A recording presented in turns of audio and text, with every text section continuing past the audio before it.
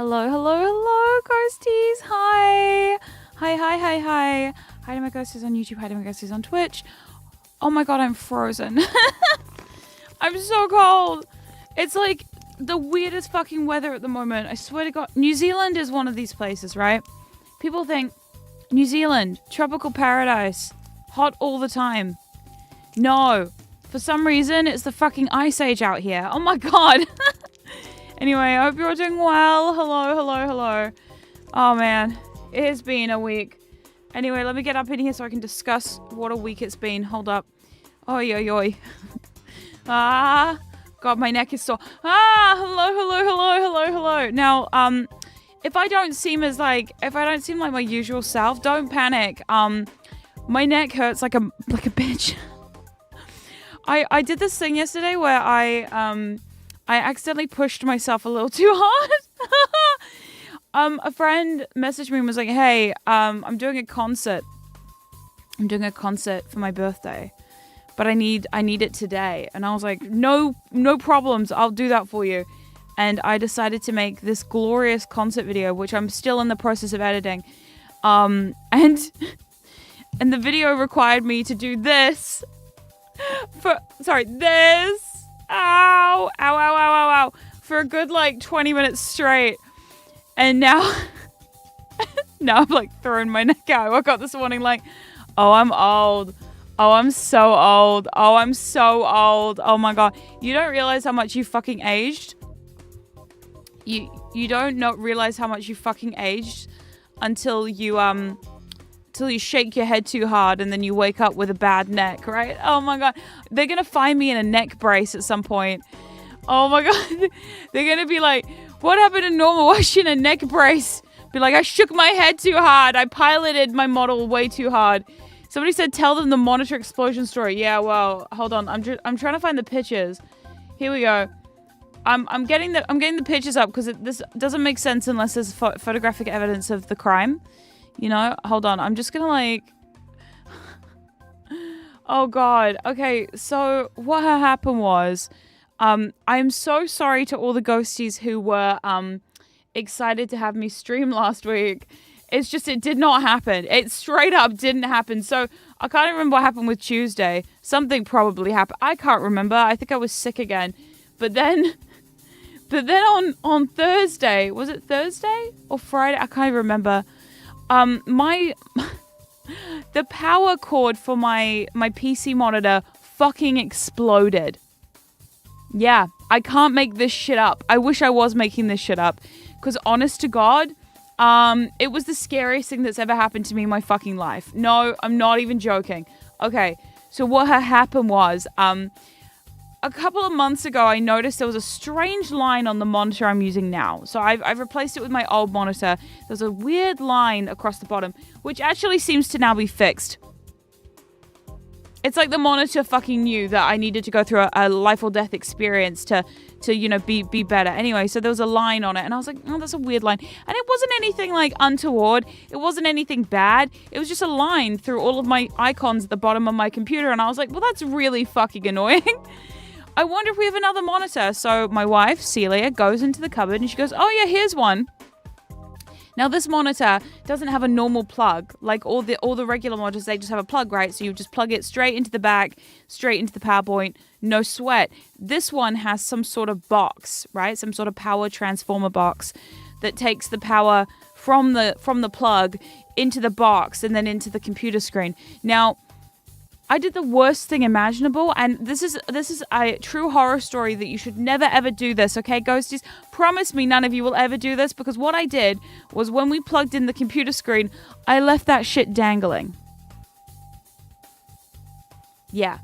So I had the box dangling from the desk, and it was dangling. So the weight of the little box was weighing the cable down. Yeah. Anyway, because I did that. No, don't worry. This was all human error. So Yup. So anyway, never let that hang. Oh, trust me, I've now learned a lesson. Anyway, so one day I was hanging out in a voice call with a couple friends of mine, right? We're doing some stuff. And the next minute, all I heard was the loudest crackle of my life. And honestly, it was so loud. It was like... And I just looked down under my desk and there are green sparks flying across the carpet. And I'm like, fuck! And I start screaming, fuck, fuck, fuck, fuck, fuck, fuck. Hold on, I'm just gonna...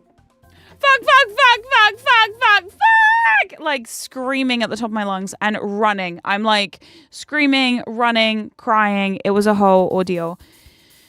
Yeah. So safe to say, I was fucking terrified. Now what had happened was one of the wires in the box had like come loose and had like short-circuited the entire thing. So now I will show you a picture of what the basement floor looked like the day that this happened. Now, these are huge because my wife took them on her phone. Her phone makes everything fucking massive. I don't understand why her phone does this to me. Now, these are some of the pictures. You can see here between the red and the black little bit, that is completely missing. Because the electric sparks blew that out. The case of it had blown off. It was like, holy shit.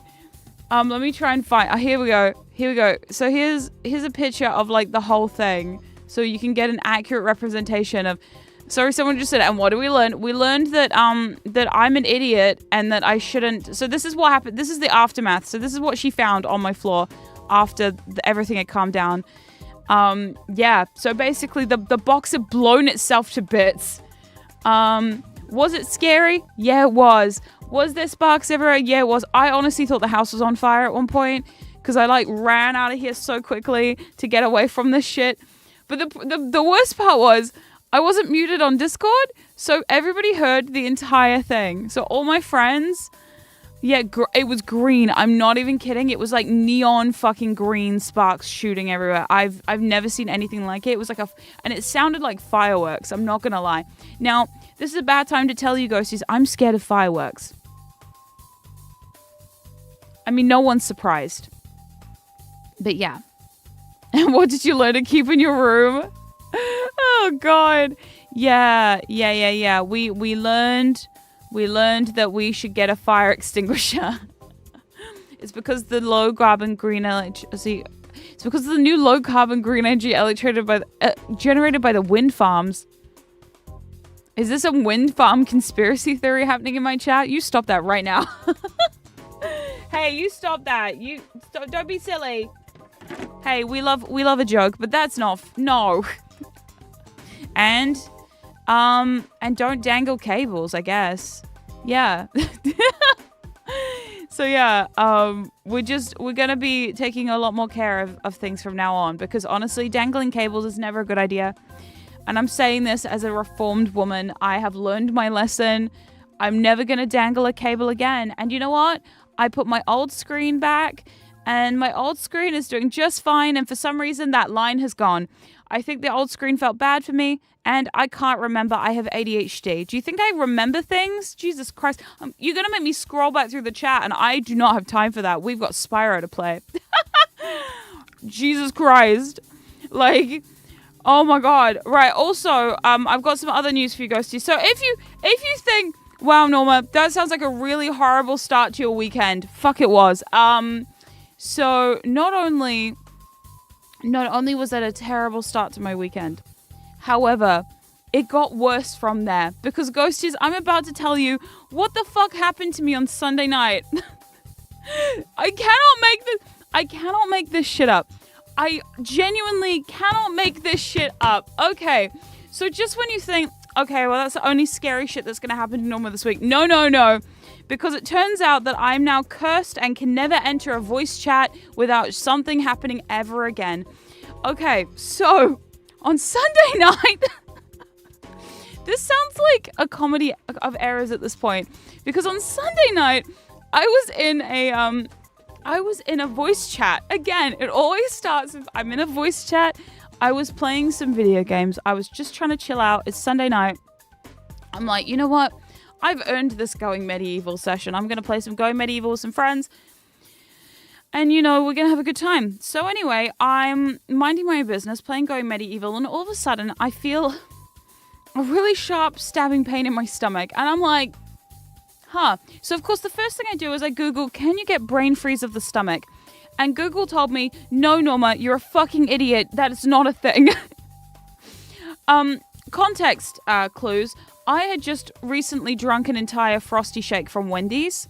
And if you've never had a Frosty Shake from Wendy's, you don't understand the deep regret that you feel after you chug an entire Frosty Shake. And those things are freezing cold and like delicious. They're awesome. They're so good. They're so good. They're my favorite shake ever. So yeah, we just pounded an entire Frosty Shake each, Celia and I, and we were hanging out in the voice chat. So I Googled, can you get brain freeze of the stomach? It turns out, no, you cannot get brain freeze of the stomach. You can have a stomach cramp. You cannot get brain freeze of the stomach. Yeah, so anyway, so I'm like, okay, so I'm feeling a little sick. Now, nausea is a really common thing for me because I'm on Wegovy. And anyone who knows anything about Wegovy knows nausea is just part and parcel of everything. I live on nausea medication, I swear. I've been on nausea medication for so long now, daily, because if I get hungry, I get sick now. So it's just one of these fun foibles of all my shit. So I was like, the nausea, that's fine. I can deal with a bit of nausea. The pain, ooh, not so fun. So anyway, at one point, the pain got so bad I couldn't talk. And you do know when I can't talk, something's wrong. If Secret and I ever in a position where neither of us can talk, you know something's the fuck up, right? Because we can talk through fucking anything. Honestly, I've talked through, literally, I was told for 6 weeks not to talk after my thyroid operation. And guess what I was doing? The day after. No, literally the second I fucking woke up, I started talking. The surgeon shushed me in the hospital. Meanwhile, here I am, unable to speak. So I'm like, oh shit, something's wrong. So I lie on the couch. I have some painkillers and a heat pack, and I'm like lying there on the couch, and I'm just like, holy shit, is that Spyro in the background? It is. Yeah, we're gonna play this in a minute. I'm just filling everyone into my horrific weekend. So anyway, I'm lying on the couch, and my wife is like getting concerned, and I'm like, uh-oh. And the pain is getting worse and worse and worse. And I looked at her, after rolling off the couch onto the floor, I looked at her and I said, I think something's really wrong. And she's like, okay, cool, we're going to the hospital. So we gap it in the car straight down to the local hospital. Unfortunately, Secret decided to wear her good girl top to the hospital because of course she did. She also made a tweet about it. So if you've seen Secret's Twitter, she's just gone viral for her silly tweet about our incident. Anyway, I love that she's taken this far less seriously than the rest of us. Good for her, honestly. Yeah, yep. So that really did happen. If you don't know anything about what Secret was up to at the hospital while I was panicking and pacing the place, yeah, you can go check her Twitter. She's really silly like that. Anyway, so we get to the hospital. I go to the little... Celia drops us off, and we get in there, and they take us to this little triage area where, like, there's a nurse behind a window, and the nurse, like, looks at us and is like, are you good? And we're like, pain. And they're like, where is it? And I'm, like, pointing to my stomach. And, of course, like, it's in my right side, so my wife was worried. My wife was so worried that it was, like, appendicitis or something, that I was gonna have to have, like, my appendix out or some shit. So she's panicking.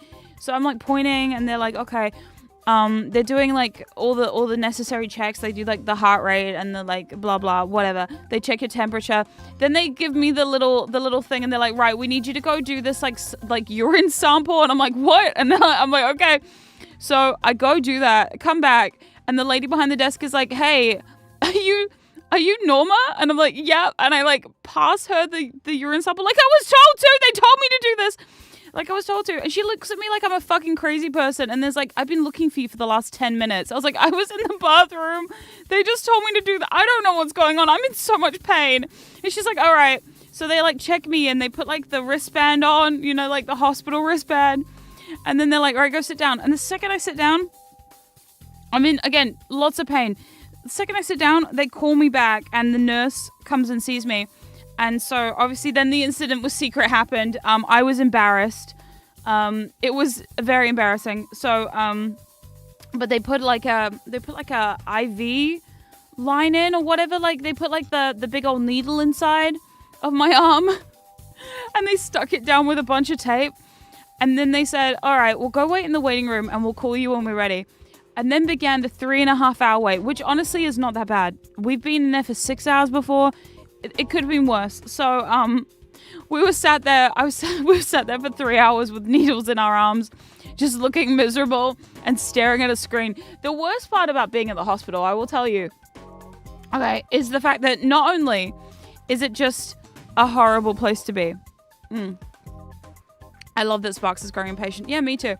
Not only is it a horrible place to be, however, it is also the place where on a Sunday night, every child in the region is there, and none of them are coughing into their sleeves. They're all coughing just into the air.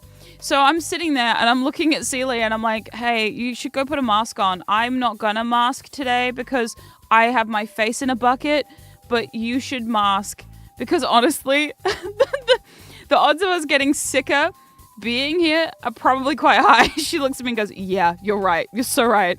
After watching about 5 children come in, all of whom were just like generically coughing into everyone's faces. Also, they now have a screen at the hospital, which basically tells you how long you're supposed to be waiting for. Now, the problem with that is the number kept changing. So the number would be like, when we first got in there, here, I'll play the game so some of you don't complain. Here, hold on. Let me see if my controller will sync up. Come on, controller. I believe in you. Oh, no. My controller's just... Hold on. Controller, please. Controller, please. Okay. I was going to say... wait, what is happening here? There we go. Yeah, there's a screen now which tells you how long you're supposed to be waiting for.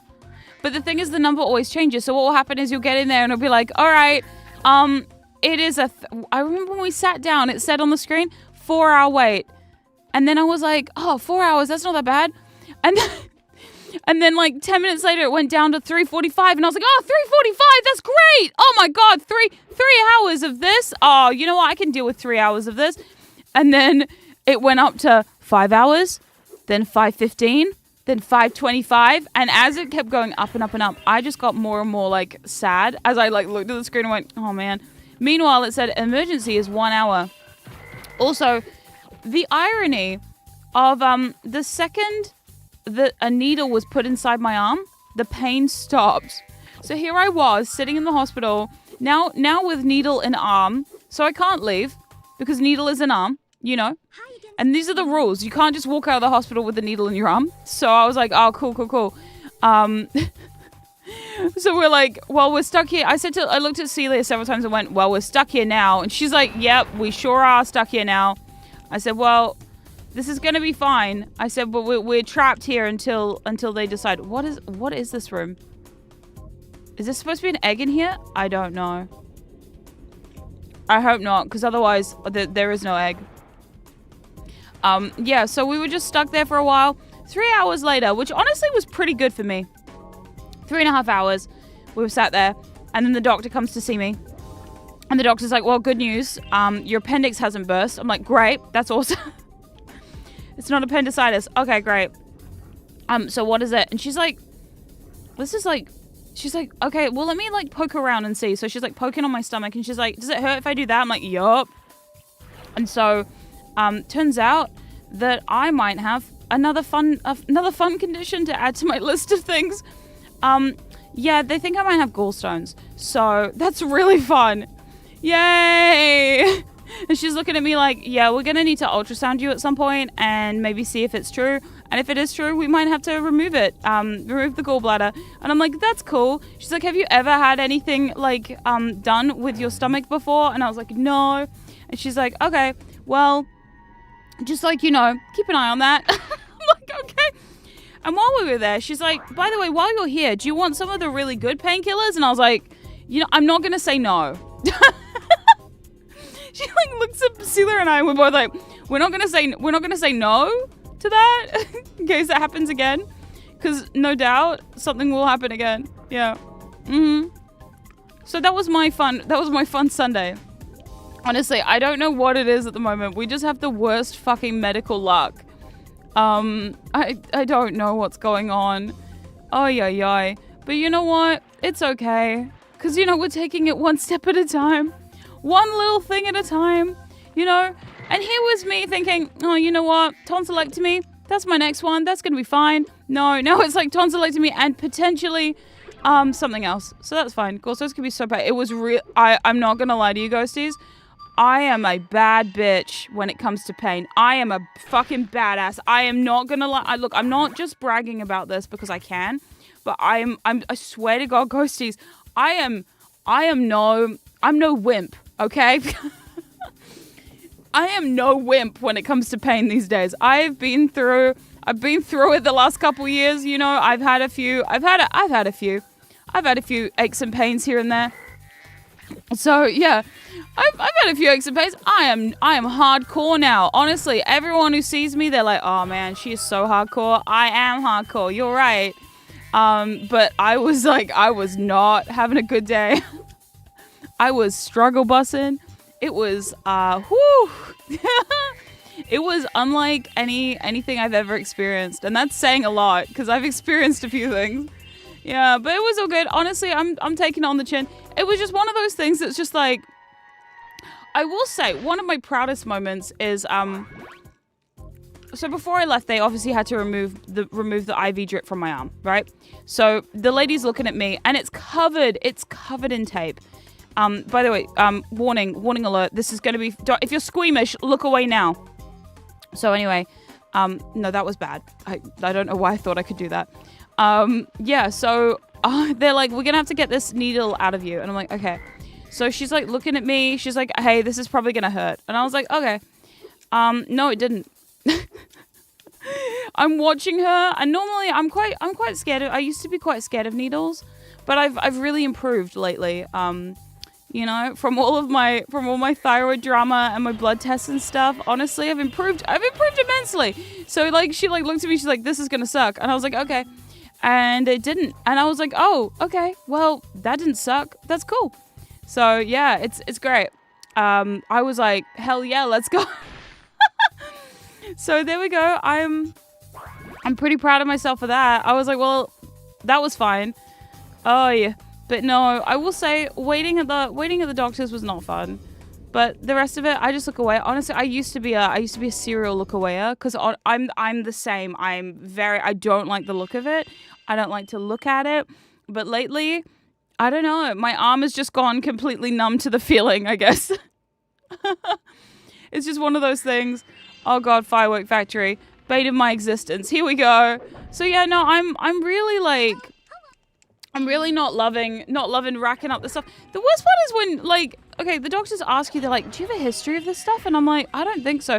So the first thing that Celia does is she texts Norma. We're like in the clinic, right, in seeing the doctor, and Celia's like texting Norma. I'm like, hey, history of gallstone/gallbladder disease ? And my mum's like, no. And we're like, oh, because we're just like sitting here like, what could do this? What could have done this?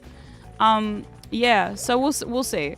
But I'm like, oh man, just one of these things, hey, that you're just like, well, oh well. You win some, you lose some. But on the bright side, you know, it's done now. We're good. Everything is fine. Oh my God. It's just like, I fucking hate going to the doctors. It's the worst. Every time I go to see my GP at this point, she's like, hi, I see you're back again, Norma. I'm like, I'm here every month. So, and she's like, yeah. I know why we're here. It's fine. Yeah. Oh God. On the bright side, at least we're like keeping the local medical center alive, you know? Oh God. But no, I will say it's not fun having to like get stuff. I'm squeamish AF, but I have to stay at the puncture site for the blood test. Yeah, I still have a little hole in my arm. I'm not gonna lie, ghosties. I'm so proud of my little. I was like showing off to everybody yesterday. I was hanging out with some friends, and I was like, "Hey, everyone, look at my arm!" And they're like, "What the fuck?" And I'm like, "Yeah, I'm a weirdo. What can I say?" I'm like, "Are you proud? Look what they did to me, and I survived that." And they're like, "Uh huh." Oh fuck. Hang on. How am I supposed? Don't I have to shoot him from the behind? Hold on. Turn around. Turn the fuck around. Hold on. Can I? Oh no, never mind. I don't have to shoot him from the behind. That's fine. Oh yo. Come here. Oh God. But yeah, no, it's one of those things that you get really used to it after a while. So you can aim. I know I can. But do I want to? No. Will I continue to be like this? Yes. Yeah. Oh my God. Yay. Oh my God. But no, so I had a really and there was so after our little ordeal at the doctor's, right? So we went to the doctor's, everything was good after a while. And then of course it's like 9:30 by the time we leave the hospital. So we're like, what do we do now? Well, let's go get some food. So we ended up going to Macca's, getting a cheeky Macca's run. And I did the worst thing possible after my stomach pain, which was give myself more stomach pain by overeating. Overeating on Macca's. No, I was like, why do I do this? I don't know. Oh, it was terrible. But at least I learned a valuable lesson, which is no, stomach brain freeze is not a thing, and don't Google it because Google will shame you.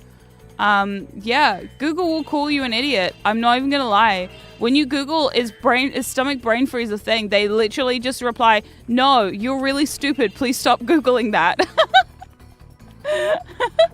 It's terrible. I don't know why they need to like shame me like this. It's not, look, it's a genuine question. It was a genuine question I had for Google. And Google turns around and has to make me feel silly. I don't understand, Google. Why you do that to me? Oh, fuck. Oh, no. But you know, like, you learn stuff over time. And I've now learned that is not a thing. Oh, dear. Anyway, Ghosties, I hope everyone else had a better weekend than I did. Oh, my God. The weirdest part of this is Americans, people willing to go to the hospital for less than broken bones. Yeah. No, well, here's the thing. So here in New Zealand, the hospital is free, right? So it's free. It's free healthcare. So everything that happened to me... Oh, no, I died! Everything that happened to me was completely free. Oh,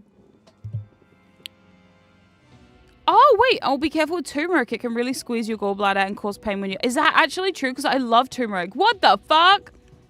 Oh, no. If that is true... Oh, disappointing. When I was vegan back in the day, because I at one point was a vegan, right? I used to literally put turmeric on everything. Oh, God. Yeah, America's only for significant... Yeah, I've heard about this. Which is really sad, actually, because, you know, at least it was free. I know. And honestly, I'm so thankful. I'm so thankful to the New Zealand healthcare system. Thank you, New Zealand healthcare system. You're kind of shit, but at least it's free. You know? It doesn't take fucking it forever. Yep, it does. But at least it's free, you know? Mm-hmm. But no, it's really interesting. I think also because it's free, there was a lot of people in there with a variety of illnesses. There was a few broken bones. Actually, I was not gonna lie. The radiology department, the night that I was in the hospital, was really having a good day. They were fucking woo. There are no stupid questions. Norma asked a question. Google. There are exceptions. Yeah, exactly. That's 100% what happened to me when I Googled "Are stomach brain freeze is a thing?" Is that Google goes, oh no, the ninjas are killing me. My God, fucking Firework Factory. Every fucking time Firework Factory. Firework Factory and I have a history. I don't like Firework Factory. Can you tell? Fuck off, ninjas. Fuck all of you. Go away. Oh my God, ninjas. Stop it, ninjas. Oh dear, there's no stupid questions, just stupid people. Hey, that's not fair. That ain't fair. Oh my God. Hey. Listen, I genuinely was so confused by everything that was happening. I would like to say that part of this was because I was in pain, but while I would like to say that part of this was because I was in copious amounts of pain, I wasn't thinking right. No, I still would have Googled that either way. Sweet, that's fine. At least we hit one. That's why Norma really has so many health problems. She wants to get all the tax money's worth from the healthcare system. True. I'm racking them up simply for the tax benefits, of which there are none. Oh my, not that I know of anyway. Because the problem is that like 99% of what happens to me is not considered what we would call here in New Zealand ACC. So in New Zealand, there's two systems, right? There's the medical, and then there's ACC. ACC is like accident or emergency. For example, if I fall over, one time when I was working as a preschool teacher, I fell over in the worst way possible. I tripped over the sand pit.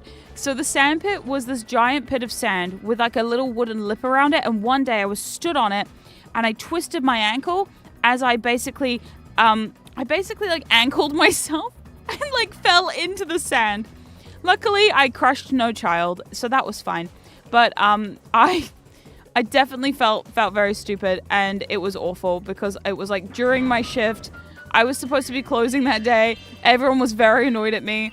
Yeah, there was a normal shaped crater in the sand. Yeah, it was a whole thing. So it was just like not very fun to fall over in such a way. And you know, everybody was like, wow, that was really stupid. So that one time I did that, I had to get ACC on it. And I remember it was the weirdest time.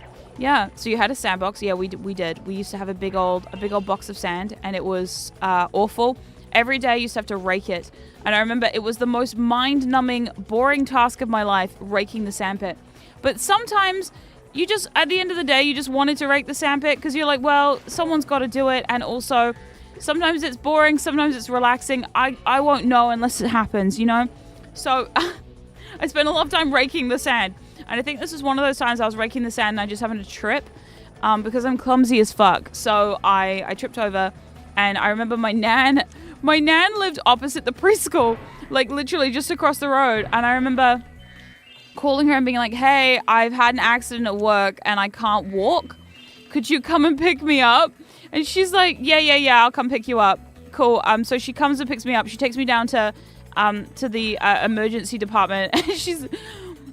And we're like talking to them, and they're like, hey, you're going to have to fill in one of these forms. It was the first time I ever had to fill in an ACC form, which is like a big old honking form to make sure that your accident was actually an accident, and that, you know, because what they do is anything that goes on ACC.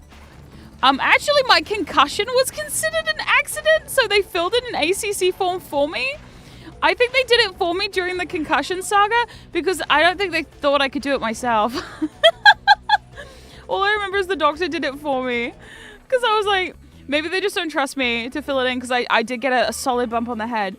But yeah, they were like, so basically when you get ACC, anything that happens after your accident, for example, when I twisted my ankle, if I needed like surgery because I broke it or something, that would all be covered. If I needed like physiotherapy or like if I needed extra help or extra time off work, they would actually pay me to take time off work. So I was still getting paid, and my boss was getting paid for me to have leave so that I could rest my foot. Yeah. In this case of the concussion, I didn't get paid though. Because apparently me taking time off now that I'm self-employed doesn't count. They're like, no. So yeah, no. So that's kind of how the system works here. So the good news actually is I might get free physiotherapy after my concussion. Yeah, the bad luck Norma saga. Honestly, at this point, yeah, I don't know. I think I'm cursed. I think I might be a little bit cursed. I think someone has hexed me, and now I might be a little bit cursed. Is this what I get for being a paranormal investigator? I didn't know that this was going to have so much drama involved. Like, I didn't know that the cursing was going to go this far. I thought it was just going to go, you know, me swearing a little. That was the level of cursing I was expecting. Not this shit. Oh my god. But yeah, no. So I found out after I got my concussion. If you don't know about the concussion saga, well, at some point I'm sure a short will come out about it. And then everyone can know how I hit myself in the face with my own car door. And honestly, there's much more shameful things we could discuss, you know? The evil spirits must be behind this. Yeah, they must be. Oh my god. But like, it's one of those things that where during my concussion saga, my doctor was like, hey, actually, since you've done this, you actually might be eligible for free physio if it's pertinent to your concussion. So basically, they offered me free neck physio, and I was like, oh wait, what? Because the thing, right, with my obviously my voice stuff, right, is I have a lot of tight muscles in my neck and my upper back from it. So them like, hey, you could get free physio. I was like, fuck, that's so sick. I could get free physio for an issue I already had, all because I hit myself in the head. Now, I don't recommend hitting yourself in the head just for free physio, but you know, I'm gonna take it. I'm gonna take it. I'm gonna take what I can get at this point. Oh my God. I was like, wait, really? And she's like, look at me like, yeah. And I'm like, wow. She's looking at me like I'm a crazy person, probably because I maybe am. I don't know. But listen, I was this way before the concussion and also after. So, I mean, like, nothing has changed. Oh, God. Ghosties, we're going to be here a while, by the way. If any of you don't know anything about these dragons, sorry, dwagons, you're going to know that this is going to take a million fucking... Whoa! This always takes a million fucking years to kill these dragons, honestly. They're so annoying. They're so frustrating. Reignited Trilogy didn't fix any of this. Wah! Because if you don't hit them constantly, they will, whoa! They will recharge. So, oh fuck! Oh fuck! And they do fight back, so that's not fun. Whoa! Hi. Okay, we're doing the damn thing. Hold on. Whee! I just have to be constantly on one of their butts and just see what I can do here. Oh my God. This is why. Oh God. Oh God. The dragon challenge is the worst. I'm not gonna lie. I don't know. Whoa. Hold on. Yep, got him. Okay. I just need to make sure I'm constantly moving and constantly just chasing this. What? Come up! Oi! These evil dragons are so evil. Why? He's gonna recharge in a minute, I can tell. God, I just have to really like... Ah! Oh my God. Here we go. Whoa! Oh my God. It's what? It's Simon. It's Simon the door. You're right. You're so right. Oh God. Okay, hold on. Sorry, I'm really locked in right now. I'm just trying to get this purple one first. Once I get the purple one, I'll be ready to get the red one, and then we'll be good. Oh God. Good Lord. Please don't recharge. Please don't recharge. Please don't recharge. I'm so bad at aiming. Yes! Yes, we're so close. We're so close. We're so close. Okay. Let's take that orange one down first. I don't know. Today we felt like the purple one. Oh God. Look, the purple one was the first one I saw.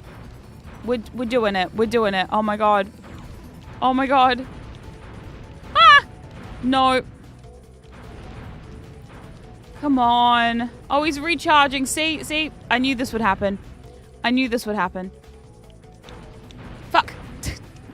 All because of my bad aim. Look, he's regrouping.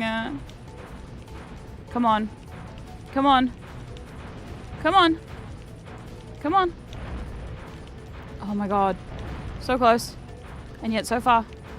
If he goes back in the tube, we're screwed. Please don't go back in. Please don't go back in. Please don't go back in. Okay, come on. If I can keep him out, we'll be fine. Maybe. I don't know. He's a small, teeny, tiny head now. Very, very... Yes! Did I just kill him? Shit, I think I killed him. Oh my God!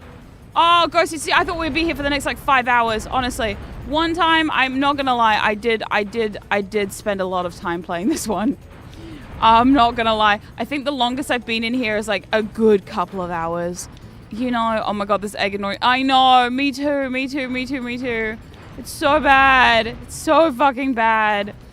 Oh my God. Also, please don't hit yourself in the head for free physio. Honestly, it's not worth it. As someone who recently had a concussion, I can tell you, listen, it was not worth it. I still, to this day, right, I have noticed recently, and look, you might say, Norma, I think it's the ADHD. I don't know. I think the concussion made it worse. The concussion 100% made all of my focusing issues a million times worse. Especially, like, I've noticed whenever I have to fill in a Google document, or if I have to, like, write something down, if I write on a computer for too long, my brain just starts to fry. It's awful. I'm just, like, sitting here, like, looking at the text going, I don't know what's happening. I just feel dizzy and tired. But, like, eventually I'm sure I'll be fine. Eventually, I'm sure I'll be fine. Just like, you know, I'm not like 100% there yet. Oh my god. So yeah, so please don't think it's a good way out. It's not. Oh, for fuck's sake. Oh, these pesky dragons, they're so bad. Honestly, I can see why the twins had a problem with this guy. And if you've never met these twins before, yeah, Hansel and Gretel, they're just, oh my god. They are absolute menaces, the two of them. Honestly. Okay, here we go. Come on. Come on. Come on. Oh my god. Oh my god. I hate the dragon task. This is why I wanted to do this now. Get it out of the way. Hansel and Gretel. Yeah, exactly. They've got a thing going. I don't know what. They've got a thing. You know? Oh shit. Oh shit, come on. Oh shit, come on. Oh shit, we're so close. Come on. Oh my god, come on. Oh my god. Oh, he's just ahead. Okay. Yeah, Hansel and Gretel. Yeah, exactly. Come on. Oh my god. He's just ahead now. Surely we can hit him when he's just ahead. Come on. I'm right behind him. Come on. Yeah! Yeah! Oh, thank fuck for that. Yeah, that is... You can quote me on that. Please don't hit yourself on the head for free physio. Don't... Oh, fuck my neck. Don't do it. Honestly, at this point, I'm going to say VTubing is a dangerous career. I don't know why I picked such a dangerous career as VTubing, honestly. Do you know what, right? I'm surprised more VTubers don't get head injuries. Oh my god. Like, I'm really surprised more VTubers. Oh, Envy, thank you so much for the super chat on YouTube. Thank you so much. Ow, my neck. Thank you so much. I really need a neck brace. So if you weren't here at the beginning of today's stream, I shook my head so violently yesterday making a video for a friend that I have now hurt my neck. It's so bad. I need to stop hurting myself. It's so terrible. Why? Why is my body so old and broken? I'm only 32. Why? You know, occupational hazard. Builders get asbestos. VTubers get neck injuries. I'm honestly really surprised more VTubers don't complain about the neck injuries. You know what I mean? Like, I'm really genuinely surprised that more VTubers do not complain about the violent neck shaking. You know? Like, the amount of vigorous neck shaking that goes on in this place. Because I've seen people pilot their models. I know what people do. I know what people are up to when they pilot those models. I have been here. I've been around this block a few times now. With a couple of different models by a couple of different riggers. You know? Like, I know the dealio. Yeah. Yeah. Honestly, it's an occupational hazard. Why are people not discussing this? I don't know. I think we need a union, you know? Get the VTubers union for neck health and safety, honestly. Hi. I'm going to start like one of those like sad PSA videos. Like, do you know that 1 in 6 VTubers will have a neck injury? we'll have a neck injury by the end of the year from violently shaking. Ow! Fuck! Ow, fuck! Okay, I'm proving my point here. By violently shaking their neck around to make a music video for a friend. Do you know how painful that is? You don't? Do you understand why I'm going to go to the pharmacy and buy my own neck brace? To remind myself to not do this? Yeah.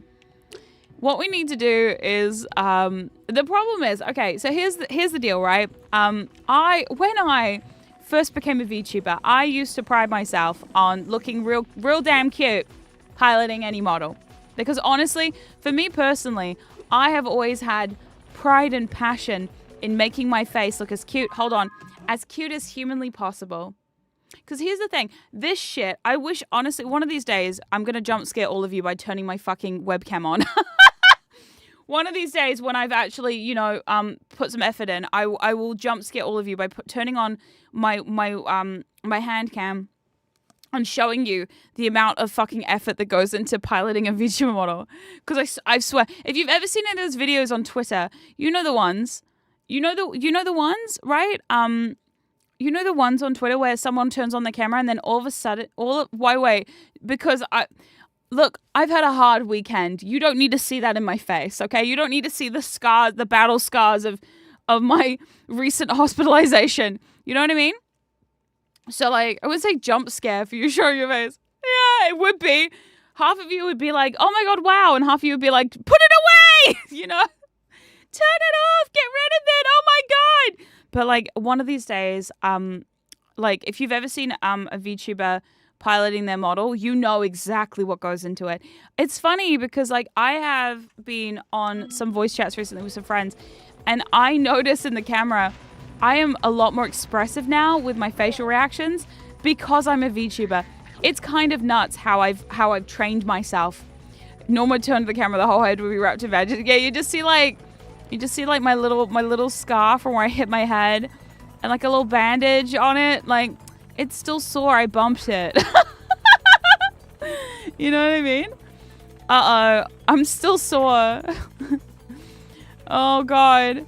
There's just like a little sign that says "Send help. I'm a VTuber." You know, but like, yeah, if you've ever seen what goes into your on and off blushes and thank you. So I'll tell you how that happened actually, because it was actually not planned. I did not ask for this. This is what I received. I didn't ask for it, and I'm not saying I'm not grateful for having received it because I love it. I love the blush thing.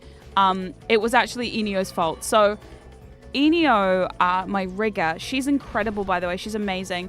When I was looking for a new rigger, my old rigger had a lot of health problems, a lot like me. So he was like really overbooked and just a lot of health issues. So I was like, okay. Oh God, do I really want to shoot some things? Don't know if I want to do this one. We're going to do this one. Fuck it. Here we go. Oh, shit. Oh, God. There's an egg behind there. We just have to survive. Okay. Well, all right. I'm sure that will be fine. And not bad at all. Cool. So, yeah, my old rigger had some health issues, so I got a new rigger, Enio. And Enio is fantastic, amazing. You might know Enio from such models as Cottontail. She rigged Cottontail's new model, and she's incredible. She's so talented, and I cannot speak like more highly of her. Like, I swear to God, she is so amazing. And when I found out that she wanted to rig my model, I was so excited. Yes, Cottontail VA. Yes. Yeah, we stand in this house. Anyway, so I was so excited. I was like so thrilled because I was so like, I was at a position where I was like a bit worried and nervous about like not being able to get my model rigged at all. So I was like, well, I'm so excited that Enio wants to do it. And then I need health. And then on the other side, I was just so excited that like Enio, who is this massively amazing, talented human being, wanted to work on it. So I was very, very stoked. So anyway, as we were working on this model, Enio is really fast. So Enio rigs a model in like, oh man, sometimes a couple of weeks. Like it's crazy watching her work. Like I'm in awe of like her skill. So she's like going really fast. And anyway, one day she's like, hey, got your model ready. Do you want to check it out? So I was like, yeah. And I remember the first time I smiled. Weeks. Now, for people who don't know how VTuber models get rigged, these things take months. Like normally, on average, a lot of the riggers will take months and months and months to do it. No, Enio is a beast. She is an all-powerful being who can get shit done ASAP. And honestly, we stan. And also, she doesn't use VBridger. This is not VBridger. This is just my face and VTube Studio. And that is exactly what I wanted, because in the past, I've dealt with VBridger, and everyone who was here during my VBridger saga knows, fuck VBridger. I'm sorry, VBridger. You're great for some people. I hate it. I really hate it. It's too complicated. I don't want to have several... I already have like several programs open just to do this. I don't need to have another one. Like... So like, yeah, so Enio was working on the model, and we were talking about a few different bits and pieces. I was like, yeah, I would like this and this, and yeah, cool. Anyway, so one day she sends me the model, and it's nearly done. I was like, cool. And then I smiled, and the blush happened, and I was like, what the fuck is that? what? Oh my God. It is actually, hold on one sec. It is actually toggleable. Toggleable? Hold on. Toggleable? Toggleable? Fuck, not again. It's paragola all over again. Okay, hold on. Why can't I say the word toggle? Oh God. Okay, sorry. This is very embarrassing. Toggleable. Why can't I say words? This is just, it's so difficult for it to get out of my mouth. Anyway, so so this is me with the blush. No, is that the button? Hold on one sec. Hold on, ghosties. I just got to open up my Scream Deck. my Scream Deck. 1 second. Hold on. Here it is. All right. It's a paragola moment. It's a big paragola moment. Okay. For some reason, I'm pressing the button and it's not doing it. Hold on. Oh, cool. Nothing is happening. Hold on. Let me. Can I? What is happening right now? Oh, there we go.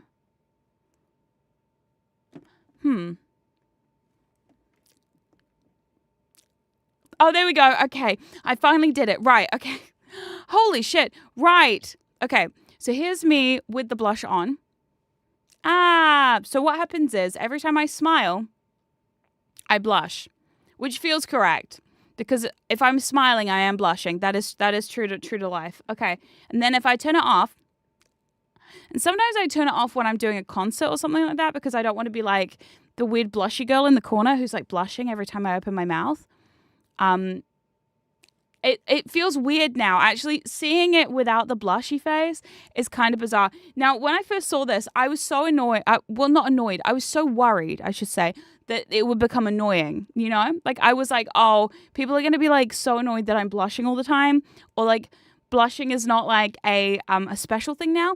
And Inio was like, yeah, this is just something I give to all my models. Like, it's something I really like to do. It's something, especially with my model. She was like, in particular with your model, it just felt correct. Now, I don't know what that means, but I agree. I do agree. It did feel correct. But it was just so funny to be called out like that. Because it was like, yeah, for you, it kind of feels correct. And I was like, uh-huh. Hold on, let me get my gaming hands back out. Uh-huh, yeah. Okay. Interesting thing to say. So, yep. So that's how that happened. And so... So yeah, I thought it was quite cute. And over time, I kind of just became really accustomed to it. And now I love it. At first, I was a little, like, worried that it was going to be, like, too much. But I honestly think over time, it just kind of, you know... Yeah, and I think the other thing is, because a lot of other people's models are not as pale as mine, I don't go outside. I'm this pale because I don't leave my house. I'm supposed to be walking every day. But I also wear like SPF 60, 70, 100 plus sunblock. So I'm this pale all year round. Summer, winter, spring, the other seasons. You know what you know what I mean? So it's one of those things that I'm just like, because I'm so pale, it showed up a lot more. Because I was like, well, yeah, it definitely shows up. So I was a bit nervous at first, but it kind of suits the vibe. So after a while, I got really into it, and I was like, you know what? That's fine. I like it now. And now I love it. It's funny, every time I turn the blush toggle off, I feel weird. You know what I mean? Like I do this, and then I'm like look how weird that feels. Doesn't that feel kind of weird? It kind of like doesn't even feel like me anymore. Like it's like if I do this, you know? You know, like it's like if I do that and then everybody goes, what the fuck? Crazy. I know, I've taken the blush and the headphones away at the same time. I know, I'm a human being. I'm right here. You know I'm right here. The good news is with the headphones off, you can actually see more of the ponytail, which I love the ponytail. That was something that Inio and I also discussed at length, was this ponytail search. It was so cool. But anyway, right, let's put that all back on. Oh, yeah. I knew Norma was always a human. I told you I was a human being. Everybody didn't believe me. Why does no one fucking believe me when I say I'm a human being, VTuber? They're like, no, you're not. I'm like, no, I am. I am a human being, VTuber. Oh my god, DeWexer, thank you so much for the raid. Hi, ow, fuck. Oh, my neck. Oh, my fucking neck. Anyway, hi, raiders. I'm Norma, your human being paranormal investigator from New Zealand. And today I'm playing Spyro the Dragon. Fuck my neck. Oh my god. Sorry, I overdid it yesterday and I threw my neck around so violently that I've now thrown my neck out because, you know, I thought it was something else that caused my neck to be this sore when I woke up this morning. I'm not going to lie to you. I blamed it on something else, but it turns out it was me thrashing my head around. The hair design makes it hard to see the ponytail. I know, but you know it's there. I know it's there. We all know it's there. It's there. People also, oh my god. It's one of those things that, like, it's there. I know it's there. In my heart of hearts, I know it's there. And that's all that matters to me, is that I know it's there. You know what I mean? You know? Yeah, that's important to me. Anyway, Doexis, I hope you had a good stream. Thank you so much for the raid. I really appreciate it. Oh my god. Be careful with these here varmints, you know. Oh. I love this guy. Oh, fuck! Oh, it's the ghost one. It's the ghost one. They're not real ghosts, though, ghosties. It's okay. We don't have to be scared. They're just pretend ghosts. They're just Rhinox pretending to be ghosts. You know, Rhinox wish they were that cool. Ah! Oh my god. My fingers are very skinny. Yeah, I know. I lost some weight recently. It really thinned out the fingers, you know? Like, oh my god. Listen. It's also my nails. My nails are just really long, which just makes everything just look really, you know, petite. You know? I love it. What is your VTuber lore? Okay, my VTuber lore is very simple. I am a normal human being who comes from a very long line of paranormal investigators. All of my family can talk to ghosts. Well, not all of them. My mum can speak to ghosts. This is legitimate, by the way. My mum is a psychic medium. I'm not even kidding about that. That is real. That is a real life thing. And so she forced me into this fucking business, and I'm scared of everything. So it's working well. It's going so good for me. I'm the New Zealand's #1 paranormal investigator. That's a lie. I'm actually New Zealand's worst paranormal investigator. They have me on the worst of list. Most years, yeah. We go to the paranormal conference and they go, oh, not this bitch again. Do you know? Oh god. There had to be a lot of weight loss to go to Hansi. Well, yeah, I mean, look, this year I've lost about 26 kilos. So, yeah. I mean, it's a lot. It is a lot. It is a lot of weight to lose. The weak link of the family. Yeah, I am. It's okay. They know, and you know, everyone's used to my shenanigans by now. But I love playing retro games, and they can't stop me from playing retro games and singing. I love to sing. I love to make music. I sing to the ghosties sometimes, and the ghosties seem to like it. Now, ghosties are also not normal ghosts, because ghosties are always very nice to me all the time. Unlike normal ghosts who are horrible, mean things, and I don't like them. So yeah. Love to sing? Oh my god, I do love to sing. Singing is great. It's fun. I like it. I like writing music as well. And I'm working on my second album right now, and it's going well, says me. I think it's going very well. I'm very excited about it. We've been working really hard. Oh, also, I'm not sure if I told you this, ghosties. I've been working on an EP as well. Because, you know, I was like, well, the album's not going to come out until next year. That is a fact. We have a date for the album. I'm not going to tell you the date for the album yet, because I want to wait till it's, like, solidified. Until we have a solid direction before I tell you the date for the album release. But we do have a date for the album release, and I'm very excited about that.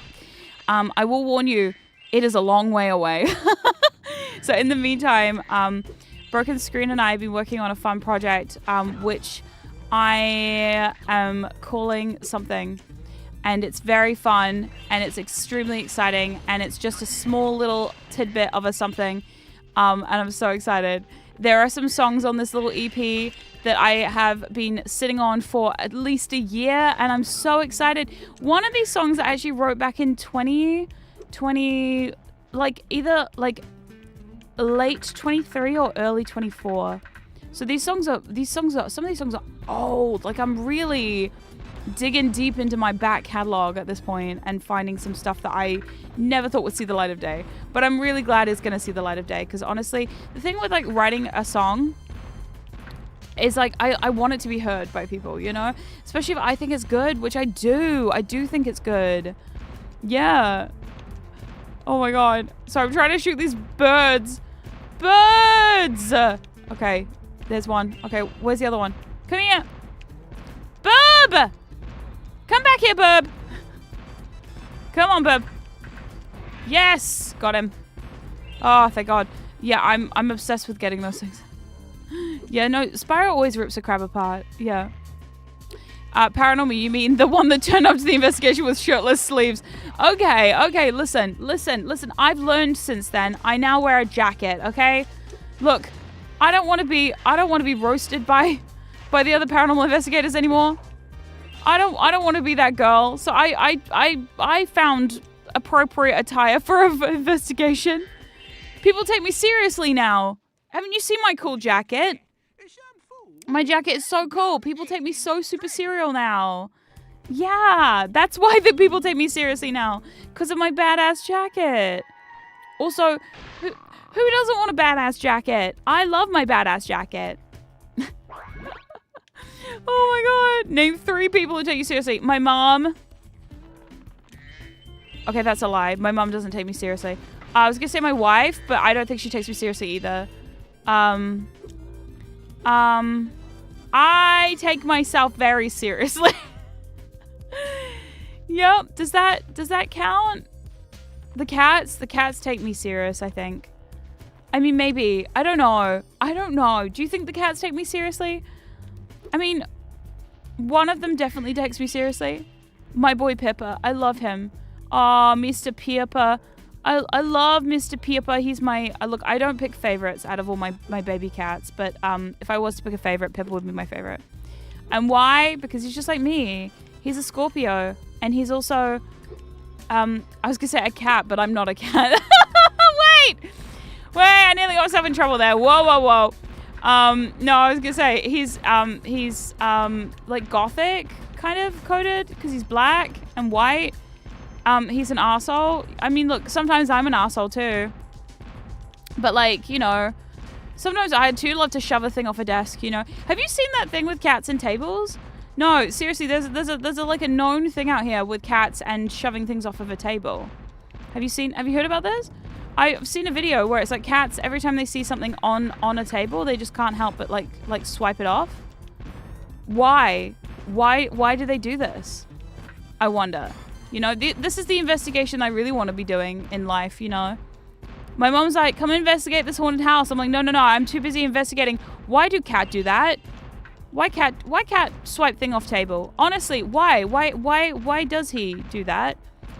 My cat, Bentley, the middle child, because it's always the middle one. I'll see you later, bye. It's always the fucking middle child. Now, Bentley, he's one of these cats who, for some reason, has a fucking obsession with swiping things off of a table, which is just terrible. Yeah, he truly has no boundaries when it comes to swiping shit off a table, and he does it at the most inappropriate hour, which is normally when my wife is sleeping, which is really funny because it'll be in the middle of the night. He'll go, and then he'll swipe everything off of her bedside table. Because he's just like that, you know? And he just can't help himself. That little sausage. Honestly, it's terrible. Absolutely terrible. Cats prefer open spaces? Is that why? He's just making room. Making room for more him. You know? He's like, I'm a big guy. I need more space. The thing is, my wife and I have ragdoll cats. So if you know anything about ragdoll cats, they come from the Maine Coon family. And Maine Coon cats are fucking massive. They are those big cats that are like 2 meters long. For my non-metric users, for my imperial people out here, I don't know what it is in feet. I don't get it. I don't understand feet and inches. I don't understand. So like 2 meters long. How big is that? Big. Just big boy. You know? So my cats, being ragdolls, are from that same kind of family. And because of that, it means that they're huge. My cats are huge. About 6.5 feet, I think. Yeah. So huge. Massive big boys. So my cats, when spread all the way fully out, are at least, I would say like, not like a full meter, but maybe like close to a meter long when fully spread out on the table, you know? So these guys need space, all right? These boys need their room, and boy, do they love their space. Oh my God. They will tell you when there's not enough room. The smallest cat that I have is my baby Colonel. He's my little teeny tiny baby. He's the bitiest baby you've ever met. And honestly, I don't know why he's like this. Oh my God. The other day we took Pippa to the vet. So Pippa's now, I think he's either 6 or 7. We got him in 2019. So he was born in 2019. So what does that make him? So I can do math. 7? He's 7 this year. Oh my God. He's so old. They looked at my cat and they were like, well, he's a middle-aged cat now. And I went, you what, mate? And they're like, yeah, he's a middle-aged cat now. And I was like, what does that mean? Hello. What does that mean? Turns out, yeah, they've diagnosed my cat as middle-aged. And I was like, oh, yeah. Wait, he was 6 and now 7? Stop it! No. I know what you're doing. I know you're trying to 6-7 me. Stop that. Hey. That's not cool. We don't play these games around here. I don't like that. I do not like that one bit. Ay. Oh my God. Soon as headline will start receiving. No, not my baby. No, not my poor baby. The funniest thing is, okay, we're gonna race the Rhinox. Whee! Okay. So if I do tricks, I can boost up or something. Yay! There we go. Oh my God. Whee! There we go. Got it. Luckily, I'm great at tricks now.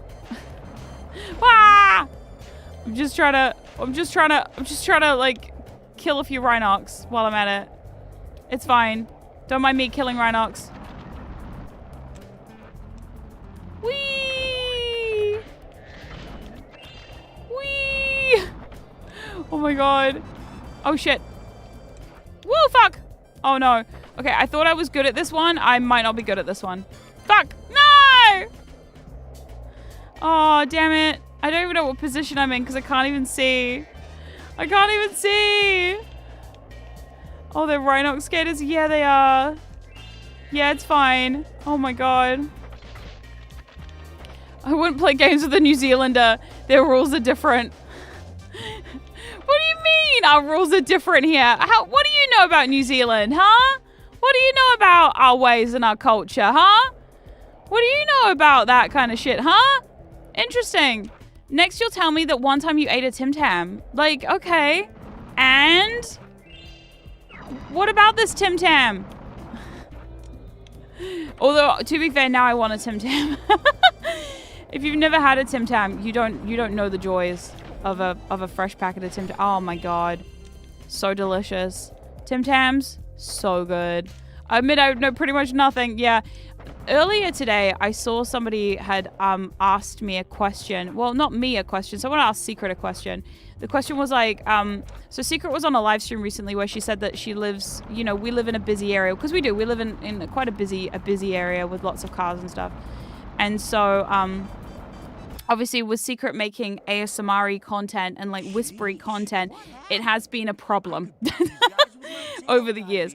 So, but somebody said, genuinely, somebody said to Secret that they were surprised that anyone lives in a busy area in New Zealand because they thought New Zealand was all farmland. Just like an entire country of farmers, you know? Which, you know what? That's cool. I genuinely think that like maybe people just don't understand that like you can't have an entire country of all farmers. You gotta have other stuff, you know, like you can't just have all farmland. There's other things that happen here too, you know. God, like I don't know. We have, you know, I thought New Zealand was a dump. What do you mean New Zealand's a dump? Have you been here? Oh my God. You don't even go here. What do you mean it's a dump? Oh my God. No, New Zealand is one of the most beautiful countries. One of the most beautiful countries on the planet. Okay? I'm not even joking or lying about this. I'm not biased. I promise you. I'm a little biased. Okay? Maybe just a smidge biased. Okay? Have you saw the haka presentations? Yeah, right, exactly. They saw the haka one time and they were like, I know everything about New Zealand. You're like, sure, bud. Sure you do. Oh my God. To be fair, our haka presentations are quite impressive. I've seen them a few times and they are genuinely quite scary. Whee! Yeah! Let's go! I'm winning this bitch. Here we go. Woohoo! I'm so excited. But yeah, no, it's one of those things that like a lot of people, I guess, think that, you know, it's all farmland or it's all sheep, which is not. There's more here than just sheep. There are a lot of sheep though. There's a lot of sheep here. Not gonna lie. It is a thing. Whoa! And the Australians do bully us. It's a bit like, I guess, is it Ireland or Wales that they bully for, you know, doing horrible things to the sheep? Because it's terrible. The Australians also bully us about that, but it's not true. Yeah, there's a volcano area with all the orcs. Exactly, you forgot about the orcs. How dare you forget about the orcs? And the hobbits? My God, did no one remember the hobbits? My God. Wales is non-existent. That's so mean to Wales. Poor Wales. Wales was just trying to do the best job that they could. I've also got to kill all these things, don't I? Oh no. Oh well, that's fine. I'm sure we can make this happen.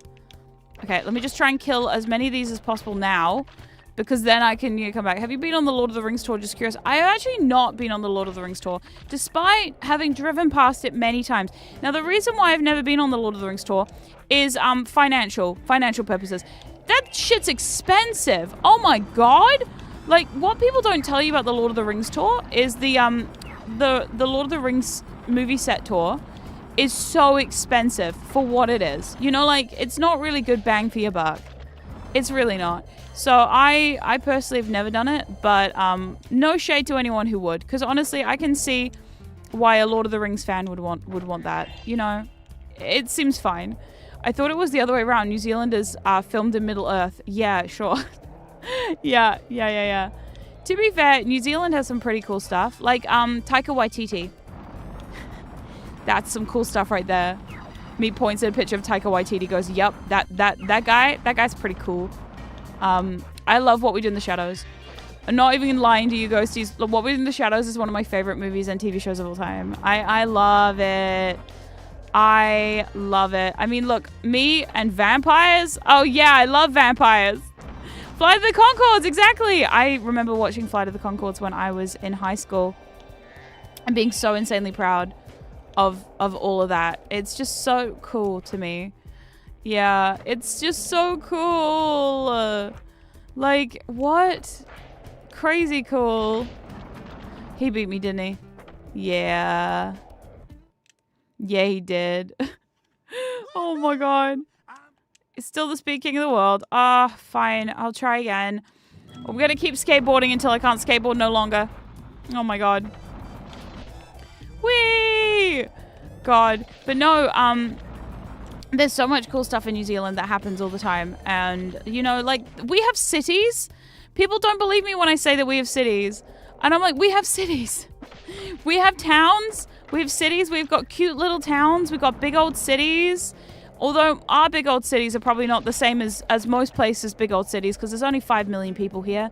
You know, like, it's one of those things of like, you know, It's one of those things. We do have them, you know? Australia, but less spiders. Yeah, exactly. We don't have snakes. We don't have spiders like that. Not like the big ones. Oh my god. Ooh, the big ones. Wait, cities is in plural. Yes! Oh my god, yes! Cities is in plural. You're so funny. That's so fucking funny to me that people don't believe me when I say New Zealand has cities. Yikes. We do. We have multiple cities. Okay, so there's Auckland. There's Wellington. There's Christchurch. You know, those Dunedin. That's a city down south. Yeah, you know, like we got the two islands, which is fun. It's a fun little thing. There is some roasty banter between the North and the South Island, which is always fun. We do love that. We stand some friendly banter about how there's more rocks than people down south, which is true. You know? Yeah. I really hate Hunter in this game. Reminder to refuse and give Spyro... What? Yeah. Yeah, Hunter is a dick. You're right. Hunter is a dick. Finland's capital, Helsinki, has over 600,000 people. Wow. So be lucky New Zealand is a bigger place. Yeah, yeah. Gollum Town. I mean, I guess so. Yeah. We also have Gollum. I guess. I don't know if he's still here or what he's up to these days, that Gollum. I don't really keep up to, I don't really follow him on Twitter or anything like that. So, you know, I don't really keep up with the Gollum news. Is he still in that cave that, you know? Yeah, is he still doing that? I don't know. What was his deal? I actually have never seen Lord of the Rings. Well, I lie. I've seen the first Lord of the Rings. I've not seen the second one or the third one. Because by the second and third one, I refused. I don't know. I'm like the world's worst New Zealander. When I finally get citizenship in this country, they're going to ask me the loaded question, have you seen all three Lord of the Rings? I'm going to have to look them in the eyes and tell them no. Which, I don't know if they'll deny me citizenship after that. They might. They just might. Gollum's not Gollum. Oh, okay. Listen. Gollum, are you not acknowledging Gollum? Who was a big part of the Lord of the Rings franchise? Wow. He was a huge part of the popularity of the films. I'm just saying. From what I've seen. From the online rhetoric. You know? Yeah, Gollum erasure. Yeah, exactly. What? That's crazy. That's so sad. Poor Gollum. He just wanted his precious. That's all he wanted. Big enough to make a game about him. Did they actually make a Gollum game? Wow. Maybe at one point... Oh, actually, I wonder if there are any terrible PS2 Lord of the Rings games. Oh, actually, that would be kind of sick. That would be kind of sick. Shall we play some terrible Lord of the Rings games? His name is Smeagol. There are. I bet they're terrible. I bet they're awful. I bet they're very low poly, and I'm kind of into it. They made a Gollum game, and it is awful. Is it really? Oh, I love awful games. Oh, is it a platformer? That would just make my day. It would make my day if it was like a Gollum-based platformer. The PS2 Lord of the Rings games are actually pretty great. Are they really? Oh my god. Well, I'll have to look into it. God, I don't play a lot of like what do you call those things called? Like the licensed movie tie-in games. I remember the first one I ever played, and this is obviously like I don't agree with what's her face? I don't want to say her name. Like Voldemort, I don't want to say her name out loud. But you know, that one. The Potter. Yeah, I remember both my wife and I actually played Potter games when we were children, including the, what is it called? The Philosopher's Stone. Not the Sorcerer's Stone. I don't know what everyone was up to, calling it the fucking Sorcerer's Stone. Allegedly, they changed it to Sorcerer's Stone because they were unsure if people would know what a philosopher was. Which, I guess it says a lot, you know. I remember that game being pretty bad and cringe and funny. But also, yeah, I thought about playing it and emulating it. So, you know, because pirating is fine. Yay! Fuck you, Hunter! But yeah, so I won't. But I did think about it once. I was like, oh, I could could just emulate it. Oh god. Oh god. But yeah, no, I remember my wife and I talked about it the other day because we were both talking about how horrific it was. Yeah, PS1 Hagrid was pretty awful. It was really awful. Really terrible. The whole thing was just absolute shit. Really funny. Absolute shit. And we love some horrible looking, terrible looking. Oh my god. I mean, how did they make a game so ugly? I don't understand how every character in that game turned out to be so horrifically bad. Just every single character in the game. Every single one. There was not a character who came out of there unscathed. Finally! Thank you. Give me my egg, please. Thank you. But yeah, the Golem game is on modern platforms. It's a stealth platformer. Hold on. Bear with me. 1 second. Golem. I'm looking into this. Golem video game. Holy shit.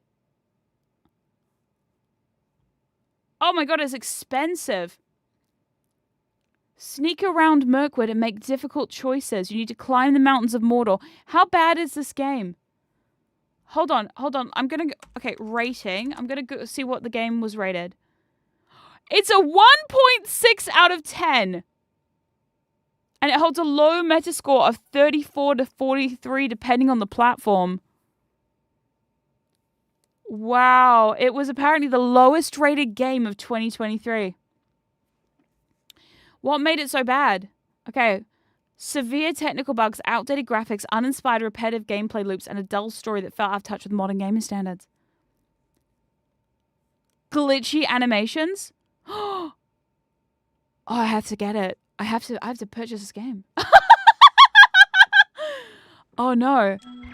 Oh no. I fear I must. Ghosties, I'm gonna do some research on this. That score is exaggerated? What do you mean? Exaggerated plus or exaggerated minus? What do you mean? Do you mean like they exaggerated how low it was or they exaggerated how high it was? Because honestly, I'll take either. Listen, I love bad games. I don't know what it is. I have really bad taste in games. I've always had horrific taste in games. I love a PS2 Hobbit might be a good one. Yeah, all right. I might give it a go. I'll check it out and see. But I do love a janky PS2 game. I love even more a janky PS1 game. The only game I cannot abide was fucking Bubsy. Fuck Bubsy. Fuck Bubsy. Norma finally plays a modern game. Yeah, well the thing is, right, if I'm gonna play a modern game, it's gonna have to be either something horrific that gives me absolute nightmares, or it's gonna be cool, quit the race.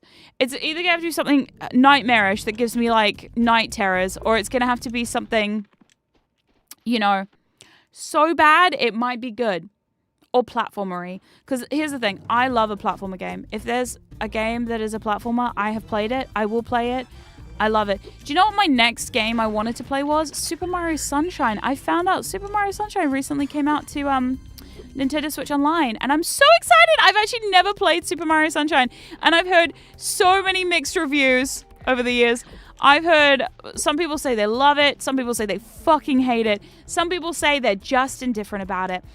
Said no one. There's like two camps, right? Yeah, so you're either a humongous fan or you hate its guts for some reason, and I don't know why, and I'm gonna find out.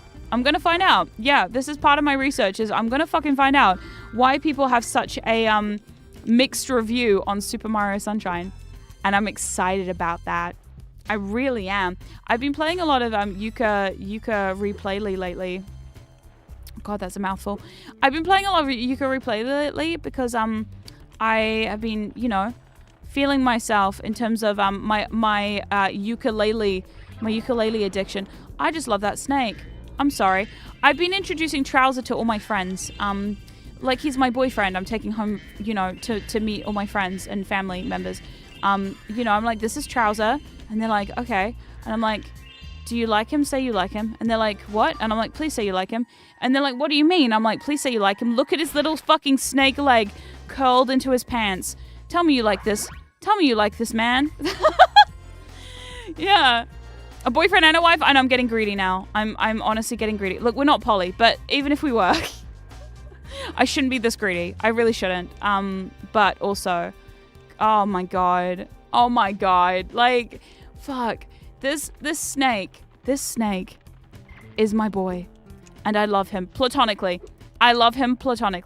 No, there's nothing weird or icky or gross about my love for Trouser. It is purely a 100% platonic relationship because he is my boy and I love him. And there's nothing people can tell me that will make me not love Trouser unconditionally. I just do. Okay? There's something about him. There's just something about this snaky boy. I don't know. Yes, he's a trouser snake. Thank you for getting the reference. Do you know the amount of times I've had to tell people, yeah, I love him platonically. I know. Exactly. I love him. I love that fucking Platonic sponsored me to play Gator Game, and yet they still know how crazy I am for Trouser.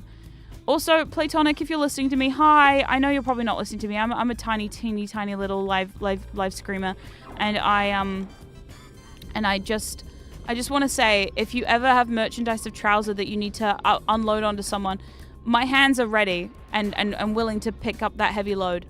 Not like that. Oh my god, Zadok, thank you for subscribing. Thank you so much. Thank you. Oh my god. Not like that. But you know what I mean? Like if they ever need a place to put like a plushie of a snake or something, I'm willing. I'm not normally a fan of having snakes in the bed, but I would do it for that trousery boy. You know what I mean? Yeah. I don't know how he moves. He kind of sits there and he goes, yeah. And we love that about him. You know what I mean? I'm sorry, I'm like, are you first playing Spyro? Yeah, this is not my first time playing Spyro, no. This is my millionth time playing Spyro. As you can see, I'm a Spyro professional. I need a badge that says, don't worry, I'm a professional. I'm a professional platformer girl. Don't worry, I know what I'm doing. Most of the time. Some of the time, not sure. But most of the time, yeah. I mean, a Bandai sponsored Angel, I believe. So, you know, yeah, exactly. So if Platonic ever do want to, you know, either give me another free game, which honestly, shout out to Platonic for the first free game. I am always shocked and surprised when I see an email, legitimate email from a legitimate company I legitimately like. It just really baffles me to no end. Like, there's something that just warms my heart so much to know that there are companies out there willing to take a chance on a extremely small live streamer, because obviously, like, you know, I'm not a big streamer. I'm a teeny tiny, what do they call us? What did they say? What's the thing about Twitch recently? There was like, Twitch admitted that if you have less than 1,000 people watching your live stream, that you're what? It's called like, I'm like dragging the place down or something. You know what I mean? What do you call it? Wasting their time? Waste of their bandwidth? I don't know. There was something that went viral recently where Twitch basically admitted that anyone who has less than 1,000 people watching them is basically a waste of space. That's me! I'm that waste of space! It's me! Oh my god! I'm so excited. Honestly, proud to waste their bandwidth. I'm so excited. Oh my god. Also, speaking of Twitch, can I just say, Ghosties, I nearly didn't stream on Twitch today. I'm not even gonna lie to you about that. I was thinking about the other day, about how Twitch has been weird lately. I was genuinely thinking about potentially doing a YouTube swap, but then I was like, nah. I'm sticking as is for now, because there's no point in swapping platforms right now. No point.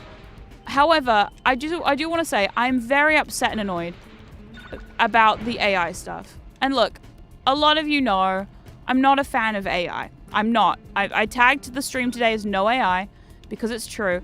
There's no AI here. One time, okay, recently in one of my shorts, somebody accused me of being a robot. Oh my god. Yeah, like genuinely people like genuinely thought I was AI, or like that one of my clips had AI, like an AI voice in it, and I was like, does this sound like AI to you? Hold on. Do I genuinely sound like AI to you? So I could do my best AI voice. Hi, Hello, I'm an AI voice. Does this sound like AI to you? One time I did use AI to clone my own voice. And can I just tell you, the results were horrifying. Yeah, and no shade to AI VTubers. I am not one of them. But I'm not personally a big fan of AI. Honestly, I think that, like, look, while not all streamers can use their voice, and I get it, I have a voice problem. In 2023, I had thyroid surgery. For people who are new, I got my voice chopped up. It hurt me. I've had plasma injected into my vocal cords. Like, I've gone through it in terms of my voice health. So trust and believe when I say, I get it. I totally get it. There are people out here who should not and cannot use their voice, and that is A-okay, totally fine. For a disability thing, I'm so down with people using the tools that they need. They need to get the job done, you know? But what really bugs me is that the use of AI to train models to do things that are unnecessary. Do you know what I mean? Like, I am really not a fan of generative AI, and I'm not a fan of the idea that Twitch would take my VOD content and use it to train models to do what exactly? I don't know. So it's just, I don't love it. I don't like it. I'm not into it. I'm far too old and like not a fan of it. Recently, my wife is a software engineer. Recently, her work have forced her to use AI for all her stuff. Does Twitch do that? Yeah, you have to opt out of it. They have started in the last week or so, basically using all of our content to train AI models for something. I'm not quite sure. I didn't look that far into it. I just went, nope, not a fan. Nope, not a fan personally. And opted out immediately. Yeah, you've got to go into your settings. I had to Google it to find out how to do it. So please Google it and make sure that if you are a live streamer, which I know some of you are, so please, live streamers, protect yourself, protect your content, protect your peace. Do what you need to do to make it a safer place for you. And yeah, for me personally, it was a case of, hey, not a fan of the idea of people using my streams for stuff. Also, because AI, hey, can you train me to replace you? Yeah, exactly. Plus, also on top of that, my biggest thing is I make a lot of short content, right? For the YouTube shorts and things like that, and the tickety talks and whatever. You know, and some of them have done quite well. And so I really don't love the idea of like, okay, so are they going to take my content and use it for something? Because I don't really like to, I don't really like the idea of people using AI to like replicate my content or like replicate what I do. I don't know. It's weird. The whole thing is weird and I don't really get it. And it's one of these problems of like, well, So at the end of the day, you can turn it off and I have turned it off, but it really gave me a side eye on Twitch. The only reason that stopped me, by the way, from basically quitting Twitch altogether. And look, I've nearly quit Twitch several times over the years. I've never been a huge fan of like how Twitch used to work. And the funniest thing was I used to have a really strong like feelings about how Twitch worked until I started just streaming how I wanted to. And at that point I was like, you know what, fuck it, it's just another platform. And like there are reasons why you'll never see me doing like the reactive shit and like the, you know, the engagement bait and the dangling of the keys and all that shit. And I know there are some people out here who will argue to me till the cows come home and say, but Norma, you need those to keep people engaged. I'm like, no, I feel like if people are engaged just hanging out and chatting and enjoying the stream for what it is, I think that's my goal. I don't really need all the other bells and whistles. Plus also I have ADHD. And the worst part about having ADHD is I'm just as easily distracted as most of you. The chaos is engaging. I think we have enough chaos. Yeah. I think I am enough chaos alone. You know, I give a quiet kind of chaotic energy, which is the one where, trust me, I'm in enough accidents to get myself into trouble without the use of a bunch of people trying to distract me from what's happening. You know what I mean? Well, the Dave the Diver in the corner of the screen. What do you mean the Dave the Diver in the corner of the screen? I'm so confused. But like, it's just one of those things of like, I don't know. Also, Norma Mecca. Oh my god, you want me to become a mecha thing? I used to watch a lot of Power Rangers when I grew up, and I do like that kind of stuff. One day I will tell you about my obsession with Power Rangers, and we can go down that hole about how much I love the Green Ranger Tommy from Power Rangers. Secret and I have one shared interest, and that is Power Rangers. Both of us really like Power Rangers. That's like our one thing that overlaps. You know, she's not a nerd like me. She's just I don't even know how to describe Secret these days. Without, you know. But like we could always get Subway Surfers in the corner. I know, R.I.P. Jason David Frank, we love him. He was so good. He was so talented. Oh my god, he was the best part about fucking Mighty Morphin, I swear. He was also in several other series as well, which is cool. But yeah, we could talk about that till the cows come home. However, one of the reasons I first started watching was specifically because you didn't do the whole dangly kissing. I love that you're just you. Oh, thank you. Cherry Bomb, you're so sweet. I appreciate that so much. You know what? It's funny because sometimes, this is like some life advice from an old woman. Sometimes the things that you are the most self-conscious about are actually the reasons why people like you. And I think that's 100% what I was going for with this shit. Was I was like, look, it really scared me a lot when I was a corporate VTuber. And here's why. When I signed on to Prison Project way back in the day, before obviously all that went down, I was so nervous because I was streaming on YouTube, and I know that YouTube has a different vibe to Twitch. I was so used to Twitch. I was so used to like how the system works, how the game works. You know, everybody's like trying to just like put as many toggles as possible on their thing and do all the stuff, you know, like it was really like, it was a lot. So I was really nervous when I went corpo because I was like, it's just me out here. It's literally, I sink or swim on my personality alone. Like this is how it do be out here. So it taught me a valuable lesson of like, actually you can be entertaining without all of the extra unnecessary bullshit. You know what I mean? Oh no, Chobatsu, I hope you're okay. But yeah, it was one of those things that I'm just like, yeah, it's just one of those things where it's just, for me personally, I've never been into the whole like pop-ups coming up all the time. But it was one of those things that you kind of had to play the game, you know?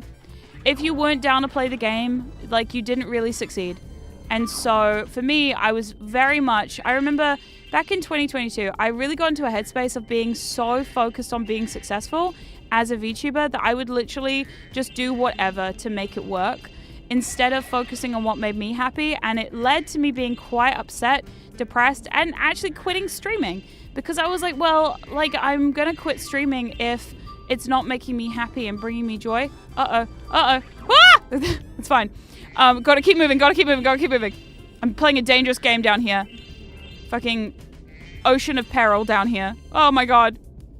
But like, yeah, it was one of those things of like, I think a lot of live streamers do that though. Like a lot of us play the game, we play the system, we do what we need to do, you know? Yeah, yes, and then there was the time of legally not a VTuber. Yeah, actually, I think one of my favorite eras was my legally not a VTuber era. Do you know why? The funniest part about my legally not a VTuber era was the fact that it was literally just me. I didn't have a model. My model wasn't rigged. It was just a PNG of a picture of me.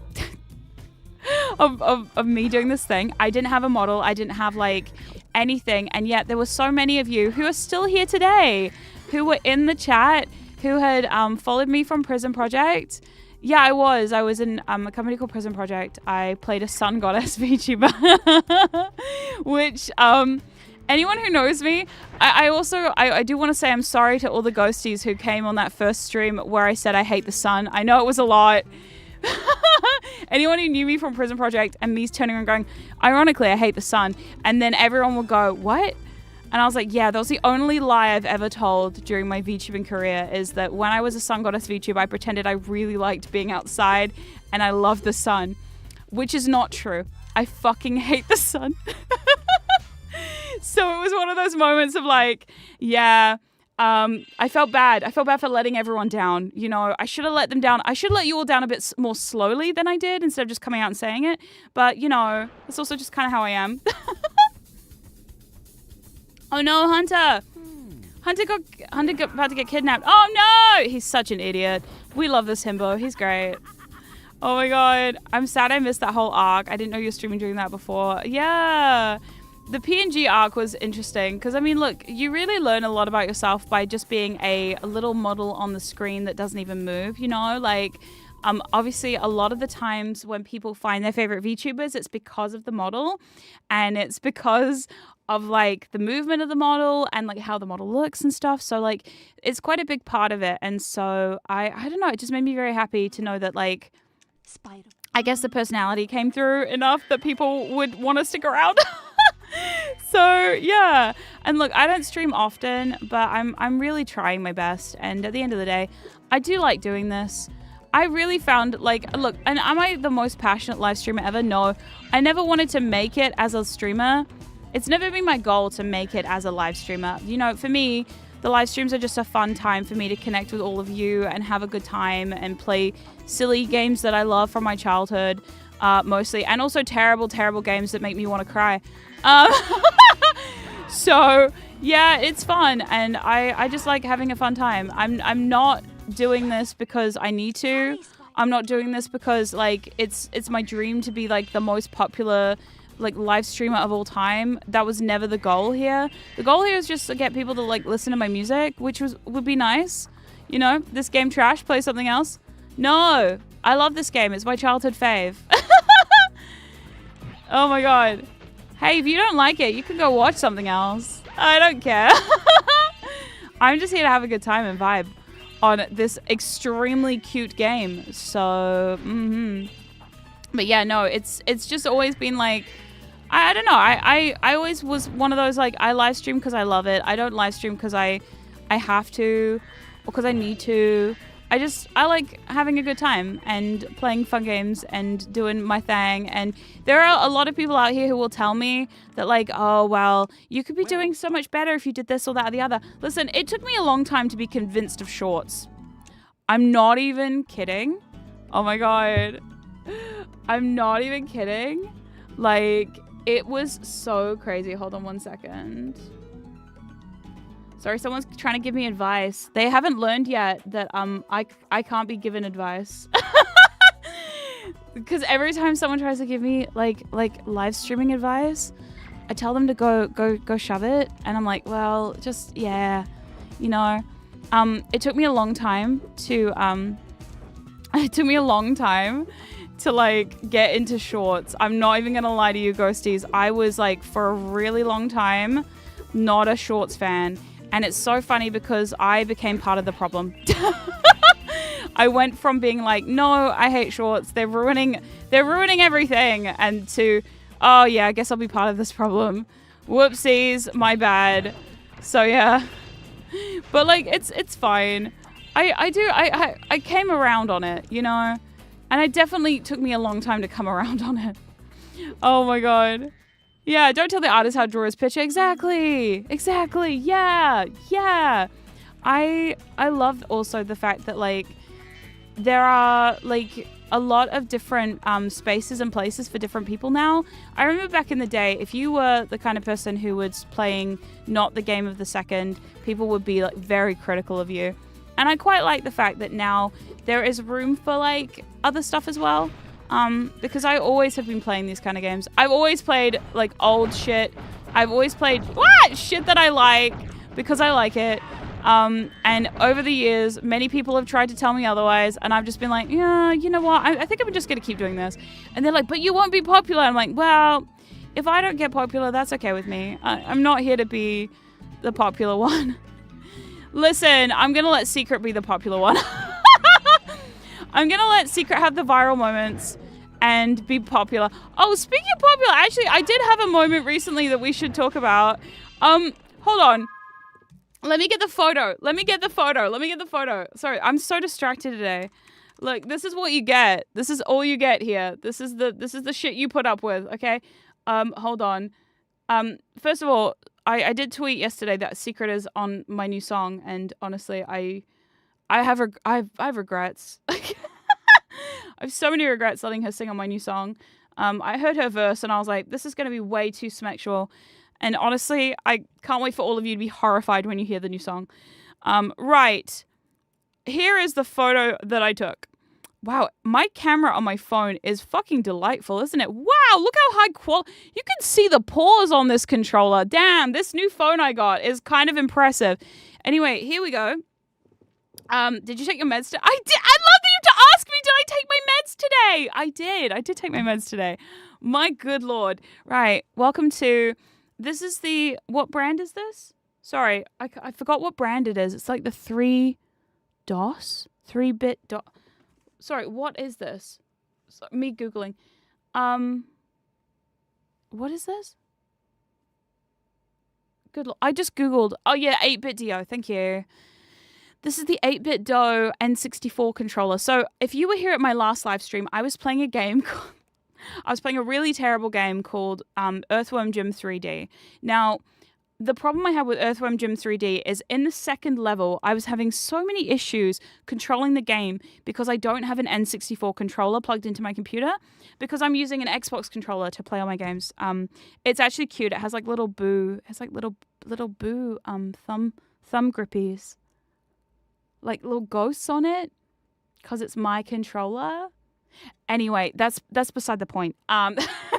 What is not beside the point is yeah, I bought this controller on a whim because I was like, well, I need to do something about this because I could not play the game. We got to a point where it became impossible for me to play the game and I was just freaking out.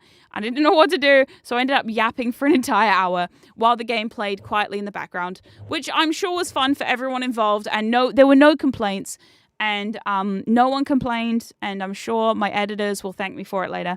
Because listen, if you're too locked in on the game, you can't make good clips, and that we all know we're here farming for clips. So basically, I posted this onto Twitter.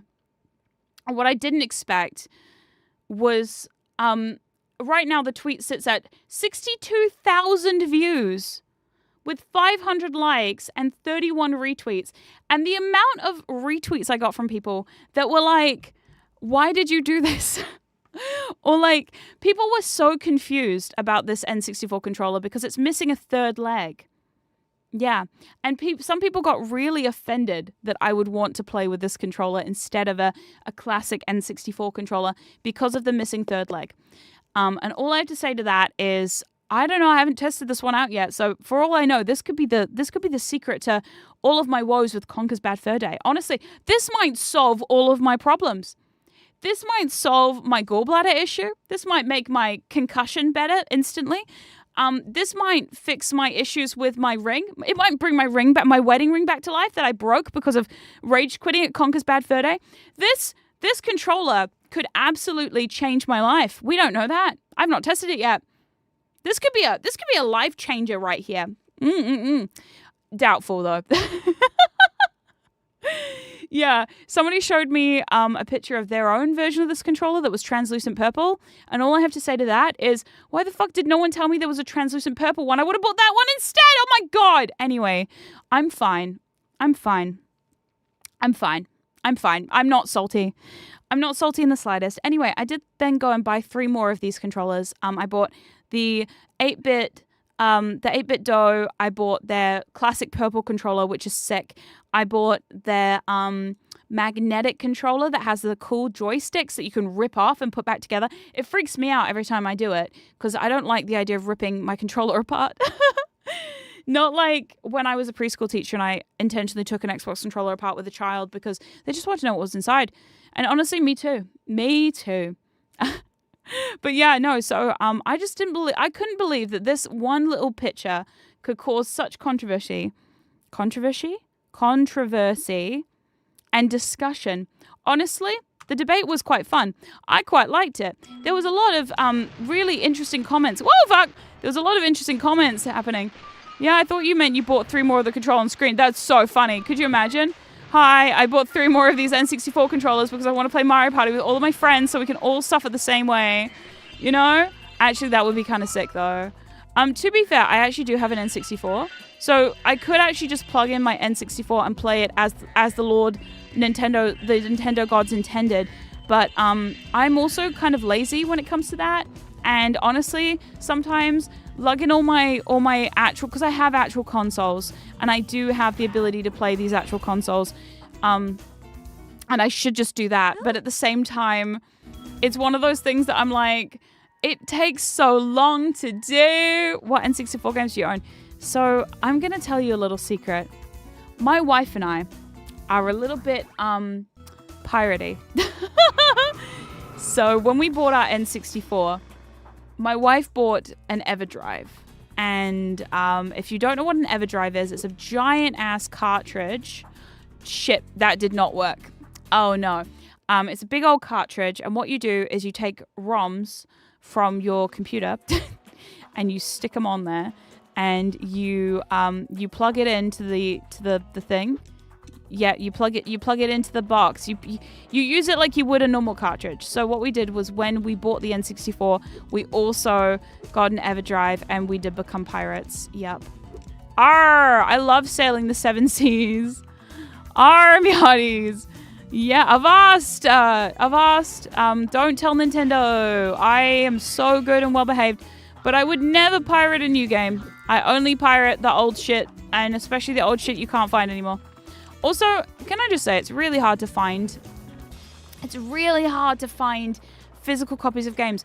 How do I know this? You might be asking, Norma, how the fuck do you know that it's difficult to buy secondhand games? Because I own so many fucking games. Hold on. Including, I recently purchased Bubsy 3D on the PlayStation 1. Yeah, I own a physical copy of Bubsy 3D on the PlayStation 1. And trust me, I did that. I did that. I had no qualms about telling someone on the internet, I would like to purchase your very expensive game. And boy, was it very expensive. It is one of the most expensive games I own. It is not the most expensive game I own, but it is up there. It was $50. And that is quite expensive. The most expensive game I own is actually my copy of Ape Escape 1. And you might say, Norma, how much did you pay for it? Were you an idiot about it? A little bit. I paid 150 New Zealand dollary dues for a copy of Ape Escape 1 on the PS1 in the case. And I hate this challenge, by the way. This challenge sucks. Not because it's bad, well it is, but because it's boring. Which version? I don't know. Oh wait, we're being raided. Oh my god, we're being raided on YouTube. Hello, raiders. A cat raid. Oh, I love that. Hello. I don't know what that means, cat raid. But thank you so much. Hi, raiders. I have no idea where you came from, and I'm trying to figure that out, but I can't see. Me looking at my stream going, hello? Viewer activity? Is it going to tell me? No, it's just not going to tell me. It's just not going to tell me at all. Cool. So hello, raiders. I'm not sure where you came from, but you're here now. I'm Norma, your paranormal investigative YouTuber from New Zealand. And today we're playing this, and I'm so excited. Is it a PAL copy or an NTC? I think it's a PAL copy. And the reason I think it's a PAL copy... Oh, it's you, the Catboy Resi. Hello, Catboy Resi. I'm so excited that you're here. Thank you so much for the raid. I hope you had a good stream over on the YouTubes. Oh my god. Yeah. So anyway, I was going to say I'm not a Pokegirl. No, I do not play Pokemon games. Just like, not as a rule, but just like, I don't love Pokemon. I know that's a hot take in this day and age where everyone's obsessed with Pokemon. I don't know. I just never got into it. Look, I don't understand it. I don't really get it. You know, I had a lot of friends who were into Pokemon stuff. But like, it was one of those things that I just couldn't wrap my head around. You know what I mean? So yeah, no, not for me. However, Bubsy also hurt my eyes. So you're right. But yeah, what was I saying? So Ape Escape, it is the PAL version because, so when I purchased my PlayStation 1, I do prefer Yu-Gi-Oh! You're right. I was a Yu-Gi-Oh! Girly. I'm not even going to lie about the Yu-Gi-Oh! Thing. I was a Yu-Gi-Oh! Girly growing up. I gave up after the season 2 or 3 of Yu-Gi-Oh! But I was in there for a bit. I was in the trenches with everyone else. Absolutely. I played Dungeon Dice one time. I'm that girl. I thought Dungeon Dice was okay. In fact, I'm still thinking about playing it at some point. And really pissing everyone off by playing Dungeon Dice. And then everyone going, but Norma, this game sucks. And me going, but everyone, have you considered... No? Have you considered this makes total sense? you know? Yeah, and physical media to me is very important. I love it. Oh my god, dungeon dice. I know. Look, I don't know why I liked it. I think it was because there was something about it that just, it felt like puzzles and it felt like fighting, and I liked that. It was good. Norma likes it, so deal with it. Exactly. Oh my god. Too bad Dungeon Dice Monsters became as big as Duel Monsters. Wait, did it? I don't think it did. Did it? No. Surely nobody talks about the dice shit these days. Never became. Yeah, I was gonna say it bombed. It bombed so hard. But yeah, no. When I purchased my PS1, I could only purchase a PS1 within Aotearoa, New Zealand. So because of that, I had to get the PAL version instead of the whatever the other one is. You know what I mean? Because in New Zealand we only work with PAL. Yeah. So I just got what I could get my hands on, and that was fine. So that was just how the cookie crumbles. However, you know, I'm the UK version. Well, no, it's also, so we had, in New Zealand, we always had the PAL version. I think it's the same as, yeah, the UK in Europe. Oh no.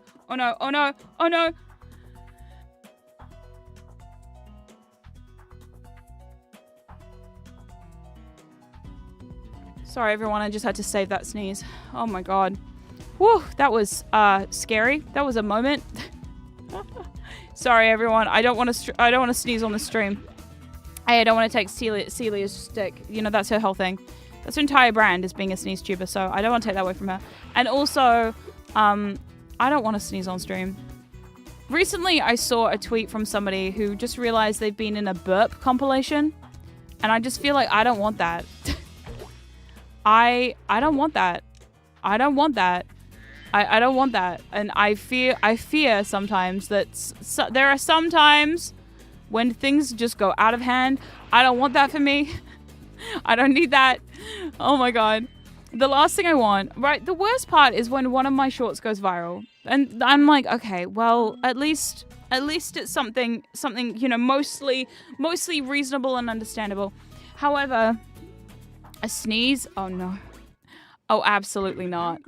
Oh my god. Why don't you plant 2 more seeds? Why don't I? Why don't I plant more seeds? Good lord, there's so many seeds. Oh. This is I think the worst one. This is the worst part of this game. Just because it's just the seeds over and over again. And if I don't land all these jumps perfectly, I'm just but yeah, no, I refuse to sneeze. I won't do it. I just won't.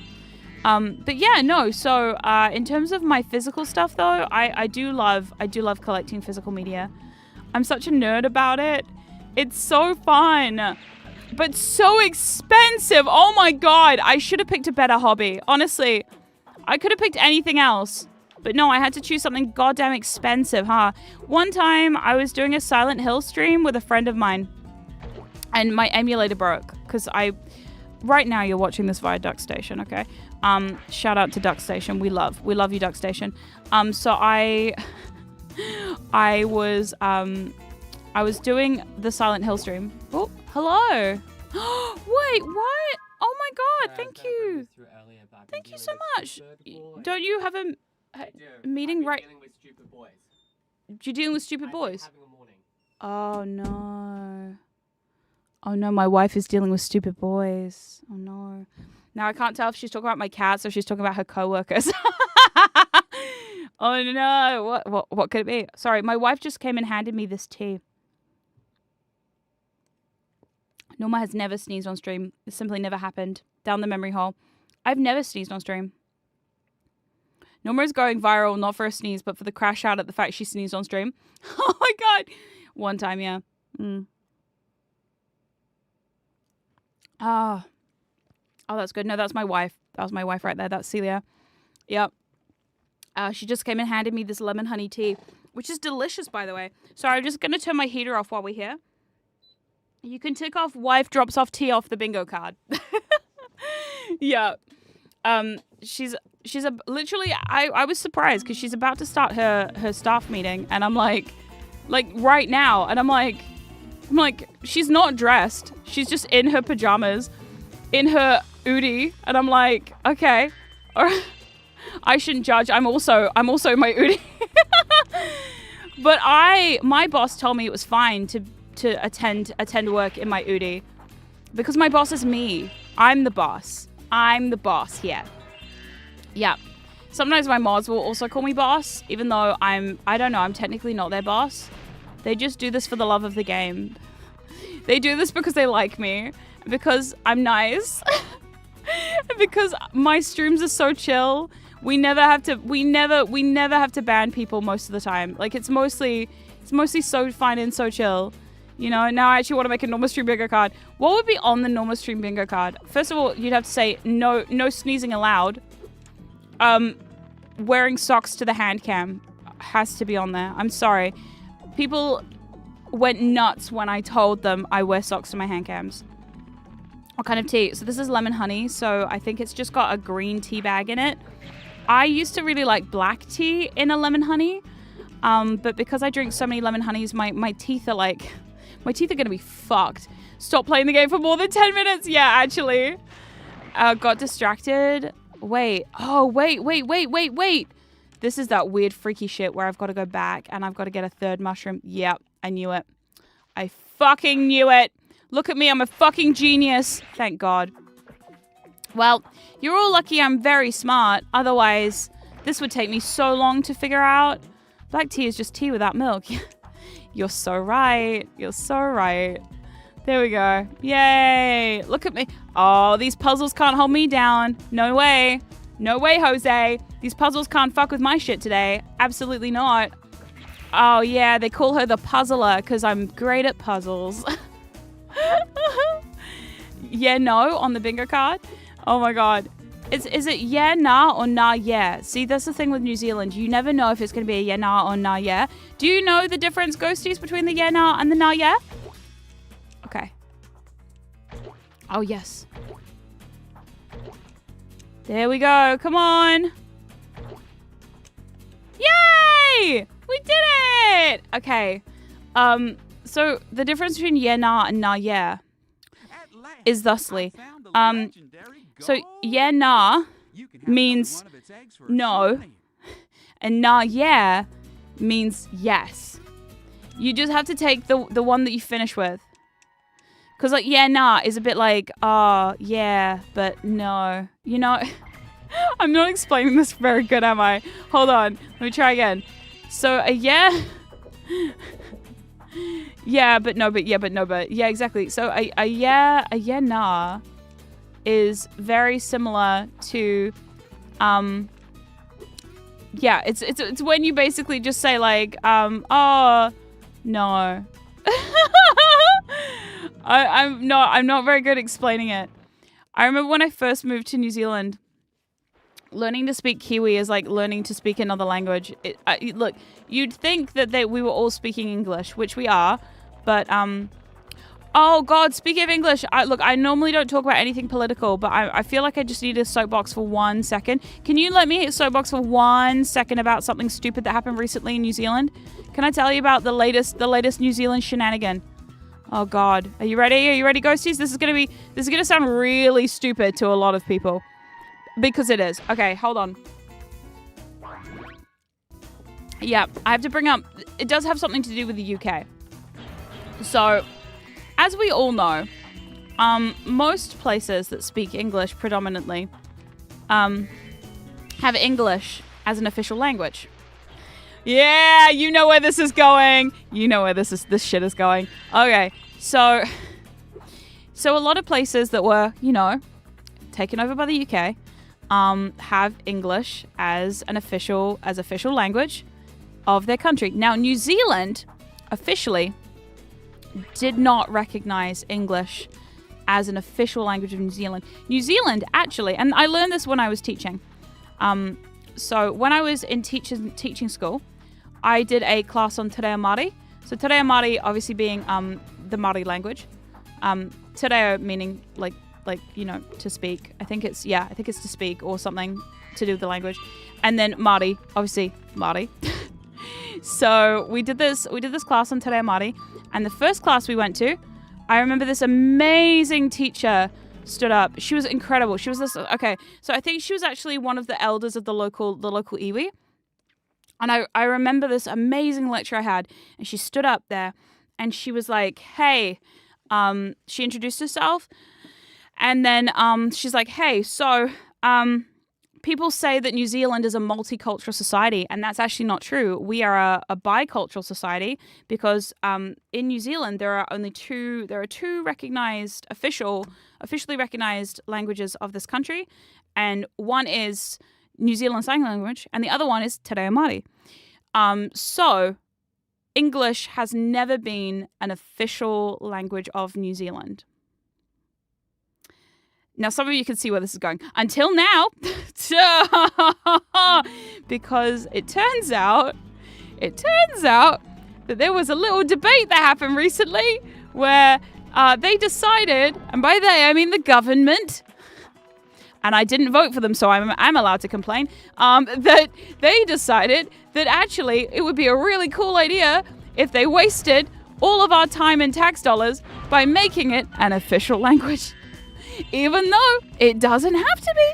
And we all speak it anyway. So, what the fuck, New Zealand? Welcome to I'm going to start a new segment on the stream called What the Fuck, New Zealand? Where we just, what the fuck? Crazy. I don't understand that. That's weird. And the funniest part was, I remember seeing this viral clip. And for those of you who don't live in New Zealand, you might have seen it too. It did go pretty fucking viral. You might have seen the viral clip of one of the politicians from one of the other parties standing up and being like, hey, can we just like discuss actual stuff that actually affects New Zealanders instead? Yeah, it was so bad. It was so bad. And we were all like, yeah. So the story goes, there was a politician in Parliament and she told this amazing story about how she was in a taxi cab going home from work, right? Her work being at the Beehive. And the taxi driver was like, hey, oh my God. The taxi driver was like, hey, what did you do in the Beehive today? Like, out of curiosity. And she says to him, oh, we're discussing whether or not New Zealand should be an official language. And he turned around and he said, oh, that? Really? That's kind of stupid, isn't it? Because, like, can't you be discussing, I don't know, everything else that's wrong right now? Like, house prices or grocery prices? If you don't know anything about New Zealand groceries here are very expensive. Like the most expensive they've ever been. I own a house. I can tell you, buying a house in New Zealand is a struggle. My younger two brothers, who are in their early 20s, will probably at this point never buy a house, which really makes me upset because as someone who does now own a home, I would love that for them, but also like it's just becoming super unrealistic. So it's like, oh, it's really upsetting. But yet now we have this, and I'm like, oh, damn. You know, especially because one of the big issues that we now have is, and this is something that I've talked about on stream briefly before. And if you're not from New Zealand, you might not understand, but you might also understand depending on where you are in the world. A lot of New Zealand culture comes from, obviously, like, a lot of our place names are in Te Reo Māori. A lot of our place names are Māori, and we have some really great, some really, really lovely places because of that. I remember a couple of years ago, I was living in an area. I'm not going to name names, obviously, because no docs here. But I was living in this area that was named after some guy who fought in a war or some shit. And he did some horrific shit to some people. And they were talking about renaming it to the original Māori name. And I was like, hell yeah, let's do it. It sparked such a debate. Like, you've no idea how much fuss got kicked up over somebody suggesting, why don't we use the Māori name instead? Because, the Māori name has a lot of history and culture and blah, blah, blah. No, people were so up in arms about the entire thing. And it just became an entire ordeal, and I don't understand why. I was very confused. The big thing that people tend to always say is, well, we can't pronounce the place names. And I'm like, okay. Now, for context, for people who don't know, I am not a New Zealander. I am originally from the UK. I moved here when I was 7 years old. I grew up here. I've lived in New Zealand for most of my life. I have not left this place. I love this place. It is one of my favorite places to be. But also, it is so frustrating for me as somebody who came to this country, a foreigner who was embraced by the people of this country like one of their own. Like, over the years, people have made me feel so welcome and such like a New Zealander, because now I'm not a citizen yet. I would love to be. It's so expensive though. But like, I love this place so much, and I feel like it was one of my responsibilities as a New Zealander, as someone who lives in this country, to just learn how to pronounce the things, because it's not that difficult. So every time somebody brings up the point where they're like, but it's so hard to pronounce, I don't understand that. I don't get you. I don't understand. I don't understand it. I don't get it. It doesn't take that it's not that hard. It doesn't take that long. You know, like, yeah. So I don't know. This is my bee in the bonnet today. This is my bee in the bonnet. I saw this on the news and I just was like, what the fuck? Anyway, so yeah, there's my what the fuck New Zealand. New Zealand, I love you, but what the fuck New Zealand? Also, can I just say, there are people out here who refuse to call this place Aotearoa, New Zealand, and I'm very upset with these people. Again, what the fuck? Oh, but Aotearoa is so hard to pronounce. It's not. It's not. It's really not. It's really not. It's really not.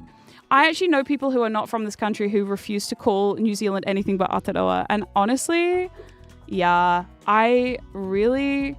I'm like, cool, that's awesome. That's like, people outside of here can recognize it, so why can't we?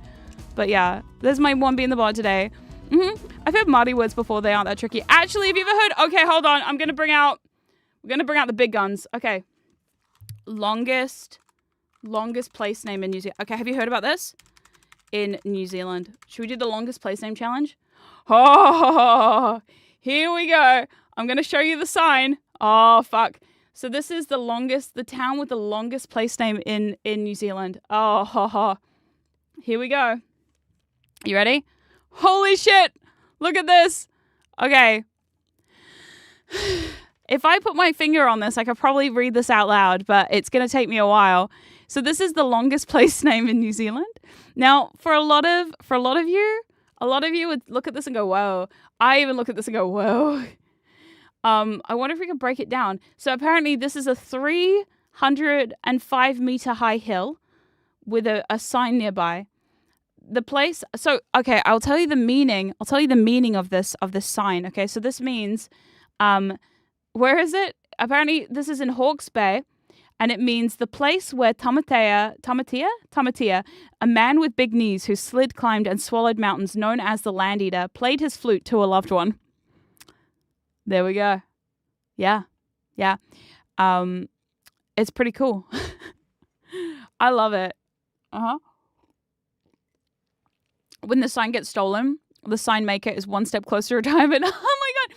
Now, here's the thing.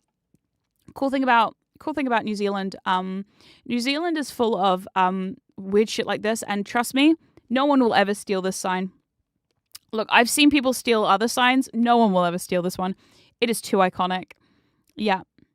Also, there is a place. I know every time I'm driving around this country, we often drive past this thing. What's it called? It's called Matata.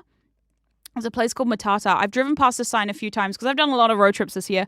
I've gone up, I've gone down, I've gone in the middle, I've gone all around. The only place I've never gone in this country is the South Island, because I'm a little scared of the South Island. Because to get to the South Island, you either have to take a plane, where apparently the landing is choppy at best, or you take a boat called the Inter-Islander. And if you've ever seen a video of the Inter-Islander when it goes wrong, you know that shit is unreal. You have to go over this strip of water called the Cook Strait, which is notoriously choppy. So I've never been down south because I'm just so fucking terrified of the big ass boat or the plane. So I'm just like, neither of these options are good for me. So I've never been down there. But I remember there's this... I'll see if I can find the picture of the sign. Oh my god. But I remember NZ sign. I want to see if there's a picture of the tagging. Yeah, here it is. Here it is. I'm going to show you this. Okay, so sometimes we drive past this place called Matata. When we're on a road trip. And I remember this distinctly because every time I've driven past this sign, someone's tagged it with Hakuna top. Because why not? Sorry, I love that I Googled Matata and this Matata NZ sign and this comes up immediately. I did not have to take this photo. Thank you, Google. Thank you, Google. Google, you fucking killed that shit. Well done. Oh my God. Hakuna Matata. It's like they knew what had to happen. If you lived in Hakuna, I would there must be some people on a mission to keep this up, you know? Because why would you not? If you live in Matata, why would you not do this to the sign? I feel like it would be a crime not to tag the sign, personally. Look, I'm not here for graffiti. However, listen, I'm not saying commit a crime, but I'm also saying this doesn't feel like a crime. This feels like a rite of passage, and it feels like, thank you. Yeah, they should make it a real sign. They should actually Hakuna Matata. It's too good. I don't even know where this fucking place is. But I do remember distinctly the first time I ever drove past this sign because I saw it and I just went, yeah, that's great. That is so great. That is honestly so great. I don't think we should punish crimes that are objectively funny. I agree with you on that one. This one is objectively iconic behavior. It means no worries for the rest of your days. It's a problem-free philosophy. Hakuna Matata. Shout out Matata. Honestly, y'all are great. Keep this up. Keep up this behavior. I think it's great. Also, my other favorite fact about New Zealand, which I talk about often, is how John Oliver ruined the Bird of the Century competition, which only comes by every century or so. So I do love the fact that that John Oliver has a vendetta against New Zealand. I think it's awesome. I really think it's great. I think that John Oliver should keep up his bullying. I think we deserve it, and I think it's really funny. I know there are some New Zealanders who are a little upset at John Oliver for ruining the Bird of the Century competition. I just think it's really iconic that he decided that the Kiwi is overrated. And you know what? The Kiwi is not overrated, but I can see why he would think that. I think the Kiwi is cute. I actually saw a Kiwi for the first time the other day. And I say the other day, it was months ago. A friend was here. We saw Kiwis for the first time. I'd never seen a Kiwi. I've been here in this country I moved here in 2000. 26 years I've been in this fucking country. I've never seen a Kiwi before. The other day. I know, it feels like the other day, does it not? My God. But I've never seen a Kiwi up close. So I had decided we went to a Kiwi house and we saw a Kiwi for the first time. And we got read to fucking filth because the guy who was doing the tour knew we were gay by looking at us. I could not believe it. I could not believe it that this man looked at me, my wife, our friend, and clocked the shit out of us by knowing we were gay because he called the Kiwi a twink and then went, some of the people in here will know what I'm talking about, looked at us directly in the eyes. And I was like, I looked at my wife and my friend. I said, do we look that gay? Are we giving gay? What's happening right now? It was crazy. It was so fucking funny. Yeah, it was really fucking funny that this Kiwi guy would clock the shit out of us. And I could not believe it. It's not his fault. You and your wife have such obvious love and adoration for each other. I don't even know if that's what it was. I don't know what it was. This man knew in his soul there was not a straight person in sight that day from our corner of the room, and he just knew. And I felt like, oh man, I can't believe he knows.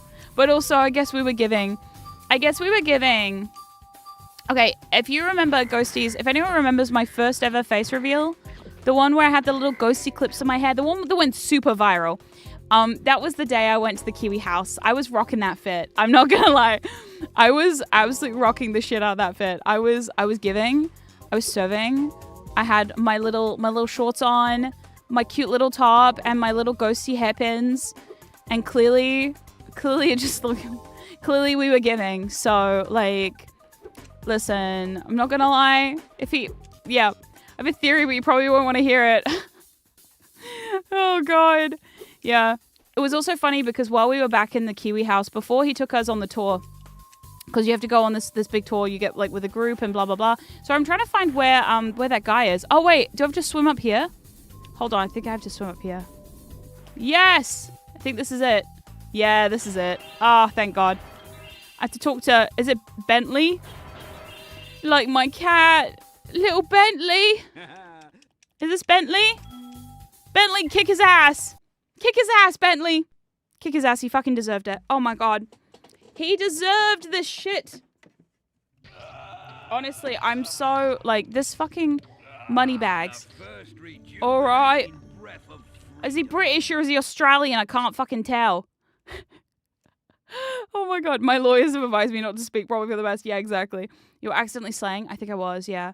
But no, so before we went on the Kiwi tour to go see these Kiwis, he took us, like, to this... There was this room full of, like, Kiwi eggs and stuff. And my wife pointed out the most horrific fact that I already know. I already knew this, but my wife pointed out the horrific fact that Kiwi birds do, in fact, lay eggs the size of their own body. And there was several pictures, so you could, in fact, look at the pictures of the egg the size of the Kiwi bird's body.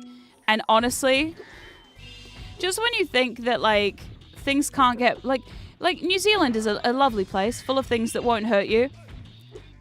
Probably because the Kiwi hurts enough for the rest of us. You know? Like, that poor Kiwi. That poor Kiwi bird. It is terrible.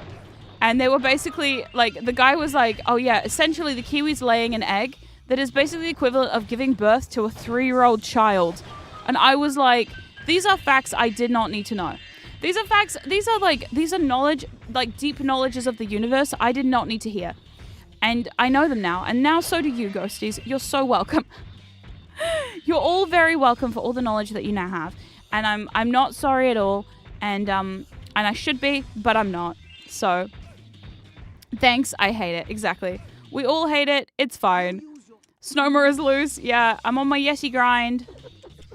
Whee!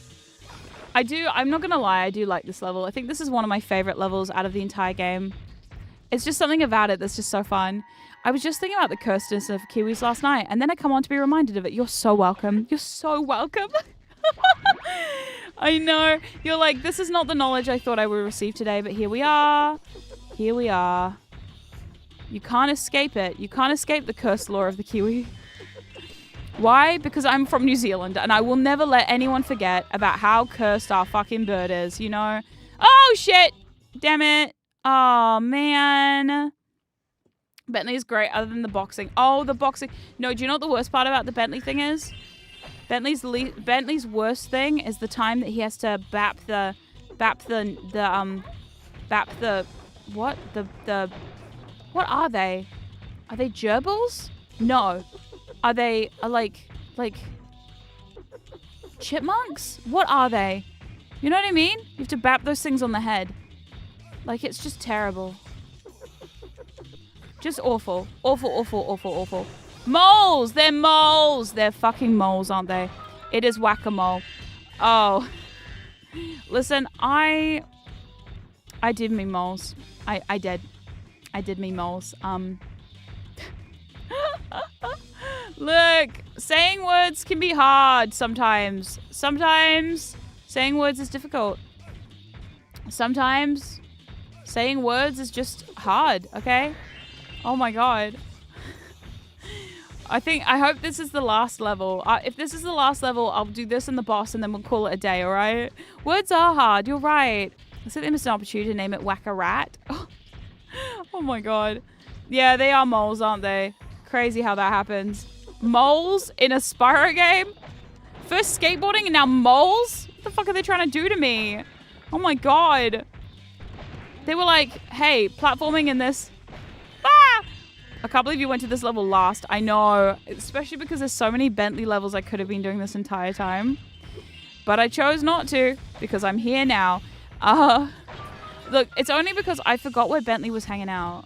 Truthfully, I just forgot where Bentley was, and I decided just to save him for last, because, you know, he's my fave. I fucking hate the boxing, though. The boxing is the fucking worst. It's so terrible. Another gong. Here we go. Yay! Wahoo! Off we go. Bentley's level has some awesome music. It really does. Okay, I'm going to push this out the way. Heave-ho! Yeah! The Muppets game walked so this game could run. I refuse to believe that the I refuse to believe that they didn't copy that from Kermit. You know, and that's okay. Spyro can admit that they copied some things from Muppet Monster Adventure because we all know that Muppet Monster Adventure is one of the most influential games of our time. We all know that Muppet Monster Adventure is one of the greatest games of all time, and I will hear no slander on the name of Muppet Monster Adventure. Oh my god. Oh my god. Literally, I am, like, it's one of those games that I don't know why I'm so obsessed with it. I just am. You know? It's so good. So horribly good. I love it so much. Oh my god. Yay! Got all the stuff. Oh my god, yeah, the boxing challenge in this was so bad, right? Fuck. I don't know if they fixed it in the Reignited trilogy. I kind of hope they did fix it in the Reignited trilogy because honestly, they needed to. They need to do something about that shit. But like, I've only played... Did Muppet Monster Adventure come after Spyro? Look, I'm not good at time. I get my times mixed up all the time. You know? Like, last week, I absolutely thought I had more time than I did to make a schedule. And then I blinked and it was the end of the week. And then by that point, my computer exploded. So, well, not my computer. My computer monitor power bank exploded. So at that point, it was a moot point. You know what I mean? Like, it just was one of those weeks where a thing happened, I blinked, and then the week was done. And I was like, well, shit. As it does happen sometimes, you know? Yeah. I remember the boxing being too easy. The Yeti barely moved. Really? So I guess sometimes you win and sometimes you lose with that one because it's like 50-50, you know? Sometimes it's easy as anything and sometimes it's extremely difficult and you will suffer. Oh my god, by the way, I'm Sprockman. Thank you so much. Thank you so much for the super chat. Sorry, I just checked. At least the kiwi can lay an egg. The other most iconic bird, the kakapo, has such poor chance of finding a mate. They'll mate with rocks. No! No, they won't! Oh my god, not the poor kakapo. Oh man. Those cheeky little shits. Oh my god. Yeah, they're really, really, really endangered, huh? Is that why they've been mating with rocks? The hockey game? Oh, we're not going to discuss the hockey game again. Please, no. I don't like the hockey one. The hockey with the cats? No, no, no. Spyro came out October 10th, 2000. Muppet Monster Adventure came out October 20th. Just 10 days apart. So, okay. No, okay. So this could have been... I'm not saying that there was some inspiration taken from one to the other. But you never know. You never know. Are we ready yet? The rocket's fueled up. The rocket's fueled up and ready to go! We're ready to go! To Midnight Mountain! Oh, I love Midnight Mountain. Yay! Midnight Mountain is actually my favorite part. Midnight Mountain has all my favorite levels. I used to never get to it. Alright, we don't care what she has to say. Shut up! Let me fight! Let me fight! Let me fight something! Yay! Oh, my neck. Oh my god, my neck. Oh my god, my neck. Okay, ghosties. When this concert comes out, you'll better go. And you'll better cheer me the fuck on. Because I swear, I've really done some damage here. My poor, poor neck. Oh my god. Oh my god. Yay! Here we go. I forgot how this boss fight goes. But I'm pretty certain I just fire shit at his face, right? Oh, here we go, here we go. Here we go. Okay. Got him! Whee! Okay, I'm gonna just stand and fire. Fuck. Whee! Oh yeah, oh no. Okay, this boss is easy. Yeah, if I remember correctly, this boss is not that hard. Yay! What's that noise? What's that noise?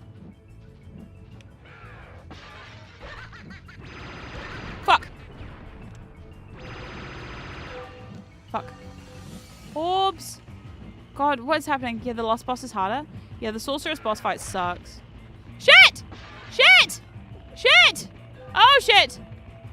Not this fucker. Hey, hey, hey. Back off, bud.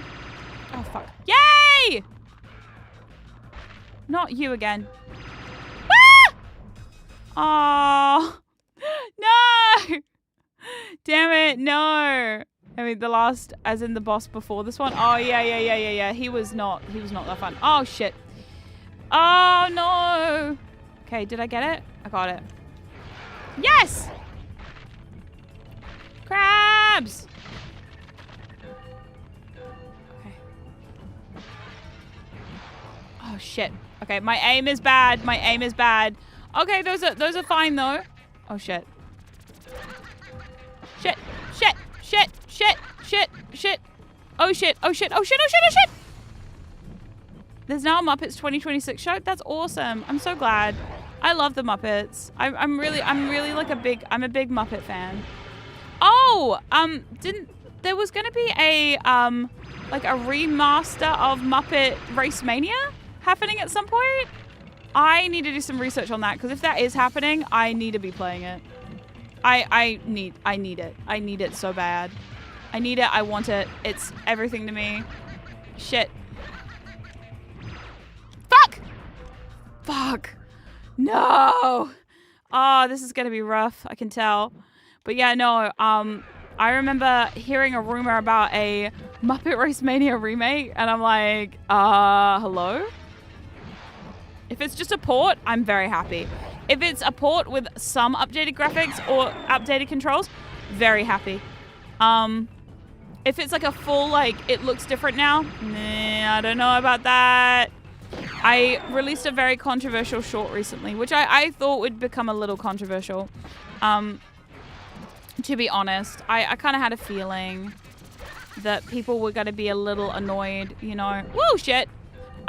Because my hot take is I actually don't love it when they remaster a game completely. I like some of the old stuff. I don't know. There's something about, like... Shit! Shit. Fuck. Yes! I just have to, like, not stand in the wrong place. There we go. Is it the sun? Fuck! Please, some health. Health would be nice. Yes! Okay, another sun. We can do it. Oh,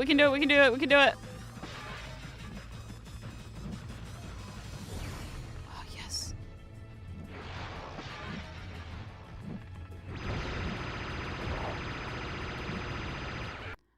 How close am I? Yeah! Okay, we did it. Oh, we did it. But the new version could be so much better most of the time. I don't know. I don't know about that. I think, like, sometimes they change too much. And then it's just like, but this is the charm of it. Like, this is why I always go back to my old versions of the games. Because on one hand, I'm like, I do like the new versions, especially if the controls are updated and fun like that. But also, I don't know. I personally always find myself going back to these kind of versions. That's also why I started buying a bunch of old games and old discs and, like, you know, yeah, there's this either a sweet spot or like a really bad spot. Yeah. I love low poly. I just love the look of low poly. You know, it's one of those things that it makes me feel good. My mom, I know my mom and I massively disagree. My mom is like one of these people who's like, oh, it looks terrible, these low poly bullshit. I'm like, But, like, for me personally, I don't know. I live for low poly. Also game preservation over remakes. Yeah, exactly. If they gave me, like, I know when I started playing Ty the Tasmanian Tiger or whatever on Steam, that was so exciting because it's like, oh cool, I can play this old game now on Steam. How great. Awesome. I like it when remakes don't invalidate the originals. Yeah, exactly. And that's the thing. You don't want to completely take over what made the first one special. Yeah. I think that's what got lost for me in a lot of, like, these remake games and stuff. But Yeah. Anyway, right. I should wrap it up here because I've made it to Midnight Mountain. Yay! Okay.